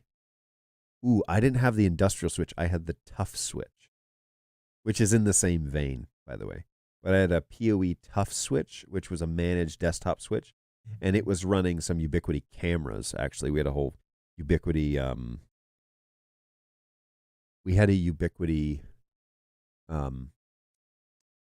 like camera protect system, and it was quite nice for the time, and easy to use, easy to configure, which is one of Ubiquiti's selling points. Honestly, you don't have to be a network admin and know coding to get these things to work. But the tough switch, I don't know why. Why is it so much more expensive? It's like $800. Let's just see. It's what? It's 9 pounds. Holy smokes. Okay, this is an indoor rated switch. It says can handle high heat. It is PoE++ capable, which means it will generate some serious heat too if you're using 60 watts. That's interesting. 60 watts. I wonder if this thing would be approved for. Yeah, I wonder if you could use it in an instance of like an A200 that's not using the auxiliary or the heater. Interesting. Anyways, we'll have to think about that. Anyways, if this is a Gen 1, then in terms of the processing capability behind it, I have no major qualms with it. I wouldn't overload it. I would be looking at 2 to 3 sources max.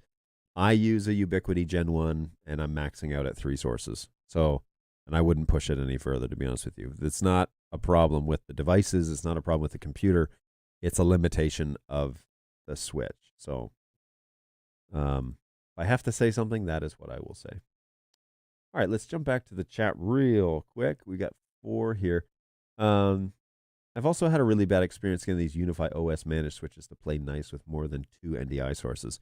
Yeah, I'm not super thrilled with it. It's fine for testing, but again, production value, I don't know if I would trust putting it into a production world, especially those Gen 2 iOS managed ones.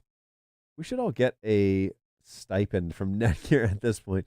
I mean, if anything, it's stabilizing the industry, which is pretty much like a paycheck. It's lowering the workload. That has value, pretty big value. Yes, why wouldn't you want your NDI cameras to act like they are connected through SDI with support to M4250 takes away all that headache? Tony, you and I are in lockstep, my friend. So you're saying I shouldn't just throw down my throwdown devices? That's actually more of a turn of a phrase than it is anything, NetHab. Yeah, you physically shouldn't be throwing things. There's a quote from Jurassic Park 2 where they're getting ready to go back to Jurassic Park, and the IT guy, what's his face, Malcolm, Dr. Malcolm is like, hello, hello, hello, and he like hits it. Oh no, they're on the island, and he hits it, and he's like, this thing, and he like bangs it, and the IT guy is like, violence and technology, no good. And I need to get that soundbite because it's very applicable. It's very, very applicable. Anyway. Well, hey guys, this has been super fun. I mean, we've been at this for over 2 hours, and I have really enjoyed chatting about this. This has been like a high content program today, and I appreciate you guys adding so much to this, the value of this. I've realized that I really want this PF120 shot to be longer. So this shot is 25 seconds. This shot is a minute and a half, and then this shot is only like 20 seconds, and I really like it. It's like it's a different. It changes it up, right? Like changes up the whole angle and everything. I'm gonna make this longer. I'm gonna make it like 45 seconds. That's pretty neat. All right. So let's see what else we go. Pandorica. Percussive maintenance isn't a thing. It is for some people. My favorite is Hello, IT. Have you tried turning it off and on again? that works way more than you think it does. Like a good old restart of the computer. Percussive solutions. Some things do work. Yeah. Yeah, gosh, I got to get that soundbite because it is very true. Violence and technology. No good. No good or not good, or I forget what the actual quote is. Let's pull up the almighty Google and see if there is a soundboard. Jurassic Park 2 soundboard. Let's see. I mean, there's got to be, right? There's soundboards for everything. The Jurassic Park Magic Peter Griffin Jurassic Park. Do I even? I'm not going to click on that. Magic word. Oh yeah. I'm totally going to get that one. Faux show. I know you can't hear it, but you will in a second. It's Newman from Seinfeld. Wayne Knight, as he is referred to in reality, but really he's Wayne. He's Newman. Clever girl. Ooh, that's a good one. That is a big pile of. We've got Dodgson here. Oh man, there's some great quotes. The spared no expense except in the IT department. Oh, I'm totally gonna find that.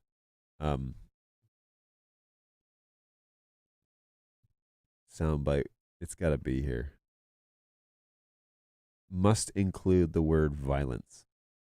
Violence in technology? There it is. It goes up where the trees are, and it keeps the researchers out of harm's way. Actually, it would put them in a very convenient biting distance.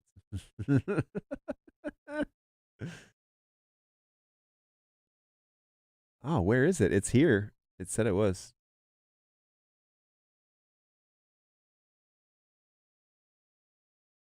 Sarah Harding. How many Sarahs do you think are on this island? Oh, now I'm going down a rabbit hole that I probably shouldn't. Jurassic Park. Violence and technology. Not good, bad fellows. What is that? Ooh, bad fellows. What does that mean? Can I download it? What does it sound like? Yes, there it is. Wow, that's an obscure reference. Sorry, everybody, but this is the world that I live in, and you know, I'm flattered that you're still here. I'm actually surprised, to be honest with you. Very surprised that you're still here. Don't worry, it'll end soon, I promise. And what else did we say that we were going to chat about on this?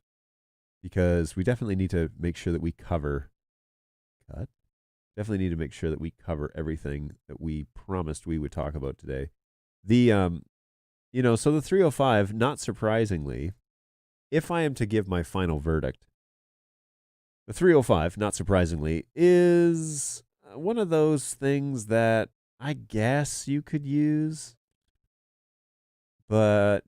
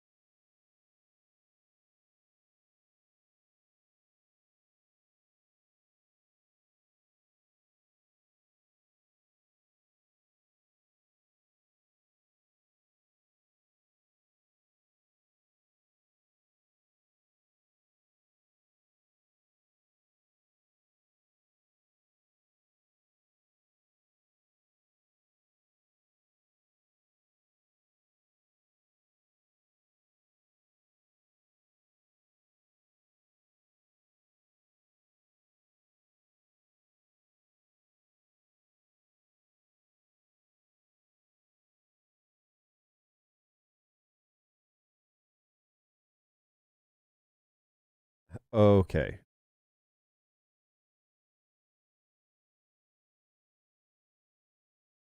Okay. I have no idea what just happened.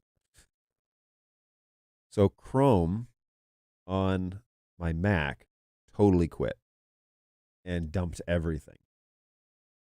Yes. Hello, IT. Have you tried turning it off and on again? Touche, everybody. So, yes, thank you, NetHab. You were definitely looking at a black screen. So Chrome just like crashed on the Mac, which is odd. And so then when I went to get back in, I opened Chrome again and I joined StreamYard like almost right away. And it was like, only the host can let you back in. And I was like, but I am the host. It's like, please access this computer with administrative rights. And you are the administrator, and you give this like emoji face. So yes, I've had to try and turn it back on. I really appreciate you guys hanging out. There's still 16 of you in here. So TP-Link shut down the stream. Yes, very possible.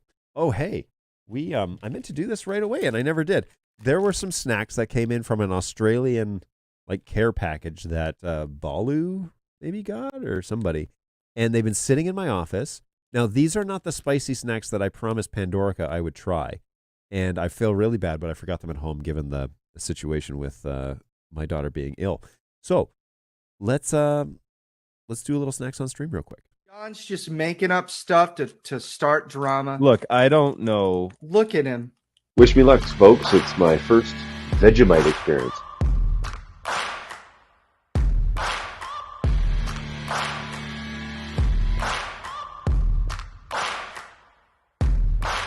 Final, this is like cheese flavor or something. It doesn't really look too appetizing. Good golly, this is something else, man. Here's the thing about Pop Rocks, and I don't know if I'm the only one. Oh, stupid playlist. I didn't shut the playlist off. Anyways, we're back. This is what happens when we go longer than 2 hours. Is things just start falling apart. Okay, so the guys in the office shared these, and then Balu stapled it up so I could give evidence that I haven't actually had these yet. These are Allen's Party Mix, Australian made. It's a little bit of, what does that say? A little bit of fun since 1891. Oh, that all rhymes. And it's a banana, which is VMix's, VMix's mascot, I guess. So it all kind of lines up. Maybe bananas are a thing in Australia. I don't know. But these have been sitting in my office for like 3 weeks, and so here's hoping I don't get sick. And they're a little ooh, good flavor. Ooh. Yeah. That's not too bad. That's not too bad right there. Yeah, I like it. All right, well anyway.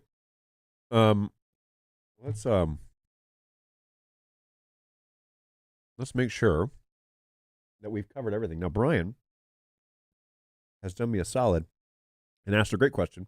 What about hardware video switchers? Something that's not a PC, Windows PC with software, something from BirdDog? All right, so BirdDog, the closest thing we got is Central. And Central can allow you to switch sources, but it's the whole source. It's the NDI signal. So it's not a video switcher. And we're not, if we were to develop something, I don't know if it would be hardware based, but obviously the kingpin in all of this is the TriCaster. And you can get in on TriCaster for like $6,000 with the Mini, I believe. And yeah, it's a great little device, and they've come a long way since the TC1 days. And it speaks NDI natively. It is a piece of hardware that they build, so they guarantee it will do the things that it says. And we have a TC1. Wow, these things are really good. And yeah, it does great. I mean, it's a used TC1 of that, and it does really well. So I am quite happy. That is the great hardware option. They're all yours, he says. Apparently, Balu did not like them. Yeah, not bad.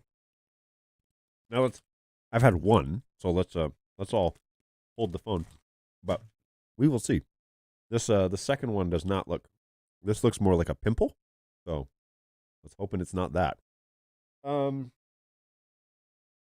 right, so the TriCaster is really the go-to. However, Wirecast makes its own hardware. It's a rack-mounted unit that you can buy, and you can go to a guy like Tom Sinclair, who builds vMix machines. That's his like primary function, and he also has a good stream on Wednesdays that called Streaming Idiots, and he is like Mr. vMix. So he'll build a computer and spec it out for you and make sure that it's going to work correctly and to what your vision is for what you want to do. And so there are actually options when it comes to software that are better than just piecing it together yourself. You can buy a machine from a guy like Tom, or you can buy a Wirecast unit if you prefer Wirecast, or you can buy a TriCaster, which is a piece of hardware that is literally a video switcher. I don't know. I haven't heard of any interest in us getting into the video switching realm. We are mostly the endpoint type of guys, which we want to route the traffic and we want to show the video and generate the video and decode the video and all that. So that is currently where we're at. Not to say we wouldn't or that we would never, but I haven't heard anything about that yet. And they don't normally tell me when they're thinking of things initially, but I get brought in halfway through that process. So I think that there's potential. I won't leave anything up to guessing. It's pretty sure it's not we're not gonna see that this year. I'll put it that way. All right. Let's add my new audio clips here. Oh, that. Yeah, see this yeah. Yeah, this pimple one is not as good. Mmm.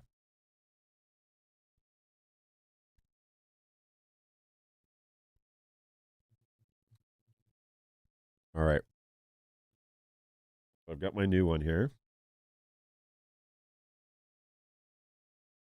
I'm not too sure why he says bedfellows. But anyways, so there's one Jurassic Park reference. I said on Tuesday that I was going to do another. I was going to get a reference from somewhere, and now, of course, I can't remember. Man, if I don't write it down, then it's all bets are off if it's going to get done.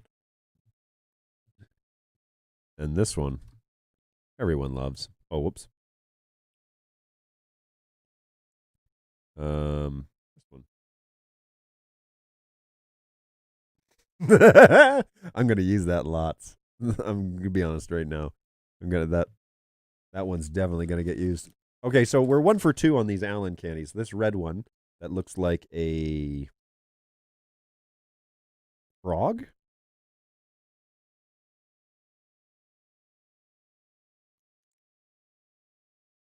Let's hope it's not frog flavored. Okay. That's good. What are the flavors here? The flavors are sugar, cane sugar, thickener.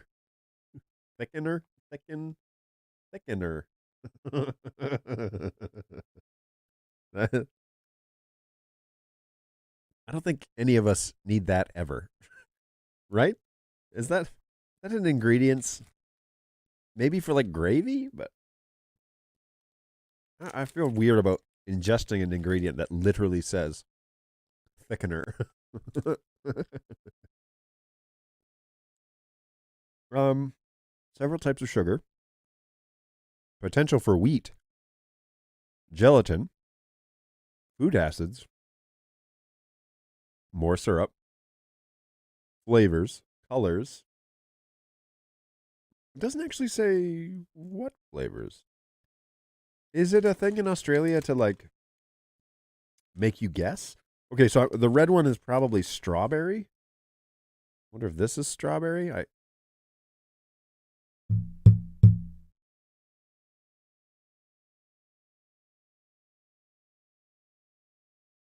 It must be. It looks like banana, maybe like coconut or milk or something. Can you guys see this? What is this thing? This guy. That's no fruit I've ever seen. Oh. Oh, that one was like a wine gum. It was like surprised me. Oh, here. Part of the flavors is ripped. This is a party with bananas, peaches, and cream. Milk bottles. That's supposed to be a bottle of milk. From like the 40s. Strawberries and cream. Black cats? What are black cats? Something frogs. What?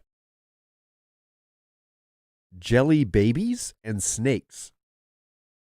What sort of flavors are these? What flavor is jelly baby? Oh.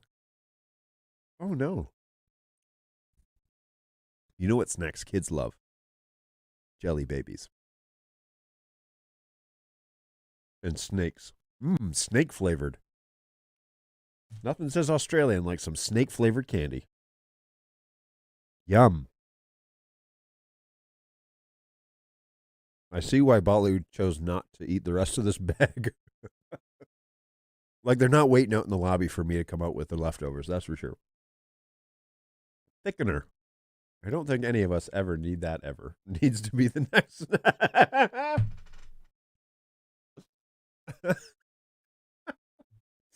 Yep. I should grab that clip. You're right.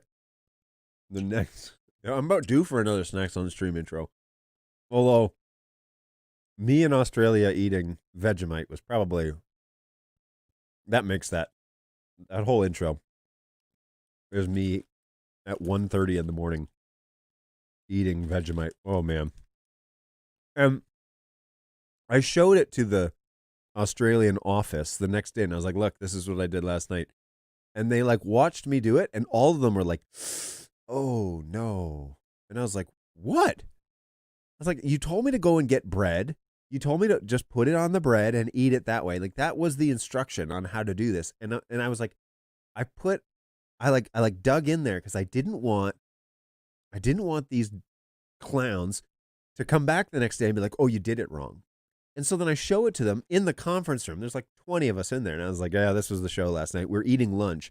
And here I am eating this Vegemite. And they're like, you did it wrong. And I was like, stop. I purposely asked you how I should be eating this. There's no way that you have the ability to say I did it wrong at this point. They're like, yeah, no, you're supposed to have toast. You're supposed to put some butter, like generous butter, and then scrape this stuff over it like you're trying to get it off the bread.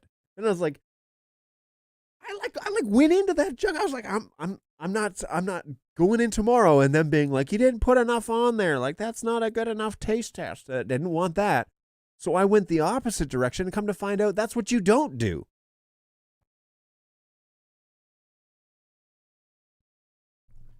Garbage.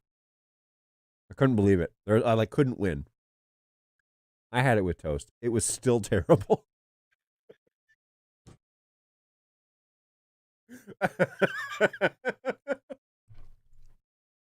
Yep.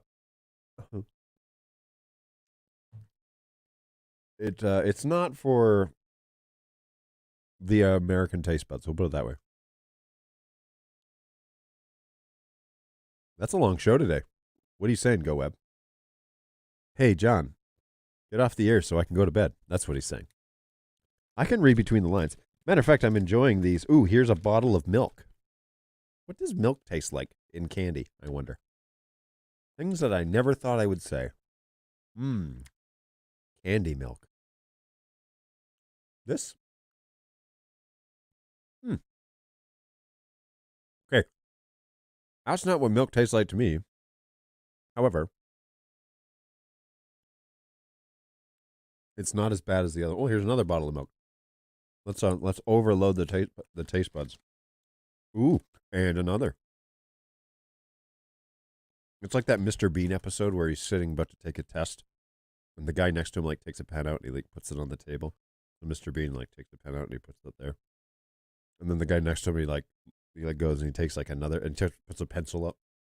He's got a pen and a pencil. Mr. Bean like looks and he like takes a pencil out of his bag and he puts it on the table. Then he takes another one out and he puts it on the table. And then he takes another one out and he puts it on the table and he like keeps going. That's what this feels like. Let's eat all of the milk. Ugh. Yeah, okay. This is probably what milk tastes like if you described milk to someone who was not able to drink milk. Oh, that last bite was gross. Lactose intolerant. There's the term I was going for. All right, the yellow one's good. The banana flavor, which ironically I hate banana flavored things. Had a bad medical penicillin experience in my childhood. Ever had banana medicine? Nasty. This candy's all right, though. Not too bad. Now, strawberries and cream. High hopes for that one. This red one, they're okay. The frog flavor, it is supposed to be a frog. And this thing is a person. So let's hope that's lime or something and not person flavored. Let's try that one first and get it over with. Who knows what we're getting into? I kind of like Vegemite. Well, I guess we can't be lockstep on everything. I appreciate your opinion about 4250s, though.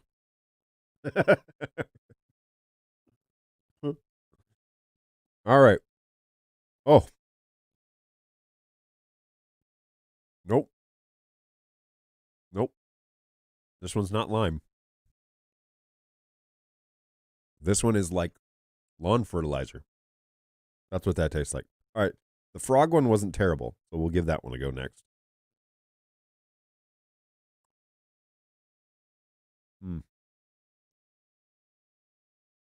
You're right.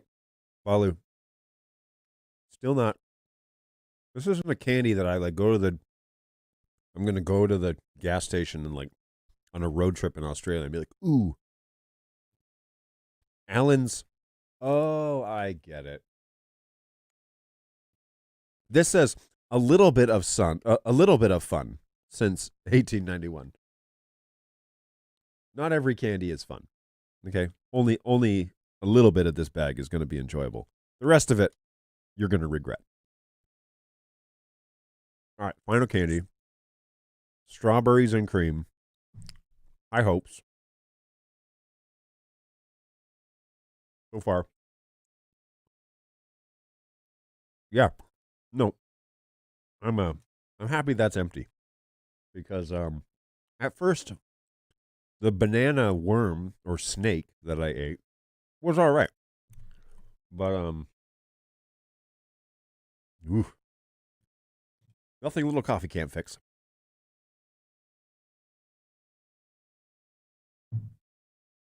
Okay.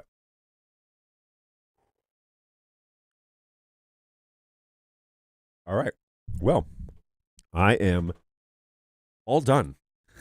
We've had a good show today, folks. Thank you so much for participating and hanging out with me. It's always fun to spend a couple hours with you guys and talk about real things like the Netgear 305 EPP, the unfortunately named Switch. And this would be okay if you needed an if you needed a switch that was intermediary, is that right? Between a long run or like at the end of a long run, and you wanted an actual managed switch at the end of that, and then that could provide power, appropriate power to 1 to 2 cameras in that location. I will give some serious consideration to taking this switch with me this weekend and doing some real world testing and reporting back on Tuesday. I think that would make for good, tangible content. Here's hoping.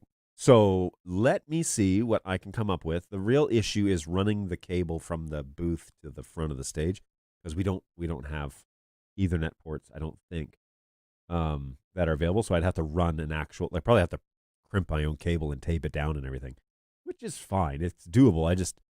You can't trust people. You're afraid they're going to trip on it, you know? So, yeah, let me see what I can come up with, and maybe we'll make that work.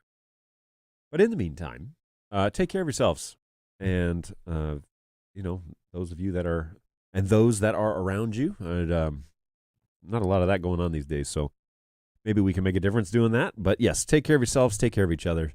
Really appreciate you guys hanging out with me today. We've had a good long chat, and I'm looking forward to Tuesday. So we're almost here at the end of the week. I will likely be out of the office tomorrow, probably working from home at best case scenario. And but we'll be back on Tuesday. That is the plan, to hang out again with you.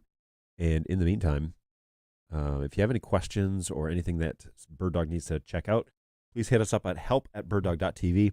My support agents who are here in the office will be able to give you a hand with that 9 to 5 Eastern time typically. And if the question can wait until next Tuesday, bring it to the show at 11 a.m. Eastern time right here on birddogjohn.tv. Be happy to chat with you about that. If you haven't done so, if you haven't done so already, subscribe to birddogjohn.tv, Jon. Let me throw that up there so that's easy to recognize. birddogjohn.tv. We passed 160 subscribers, which I know it doesn't sound like much, but we had 150 late last year, and so we found another like 11 in the past 2 weeks, which is great. I mean, that's fantastic that people are following the channel. That helps us do a few things on this show, and also shows my bosses in Australia that the show is growing and working. And so really appreciate that, guys. Thank you so much for following along. Good stuff. Of course, you can follow us on Twitter if you want, but Twitter and Twitch and whatever. This show streams on the BirdDog YouTube page, but also on the BirdDog John page. And anything that I do out of the studio that I produce will go on this page, including anything at NAB and whatever shows that I'm at. So yeah, if you wouldn't mind, and you haven't done so already, subscribe to that show over at birddogjohn.tv, and that would help me out greatly. So hopefully you're doing well. I need to remove this real quick before we can say goodbye. But take care of yourselves out there, and we will see you in just a few days on Tuesday. Take care. Later, guys.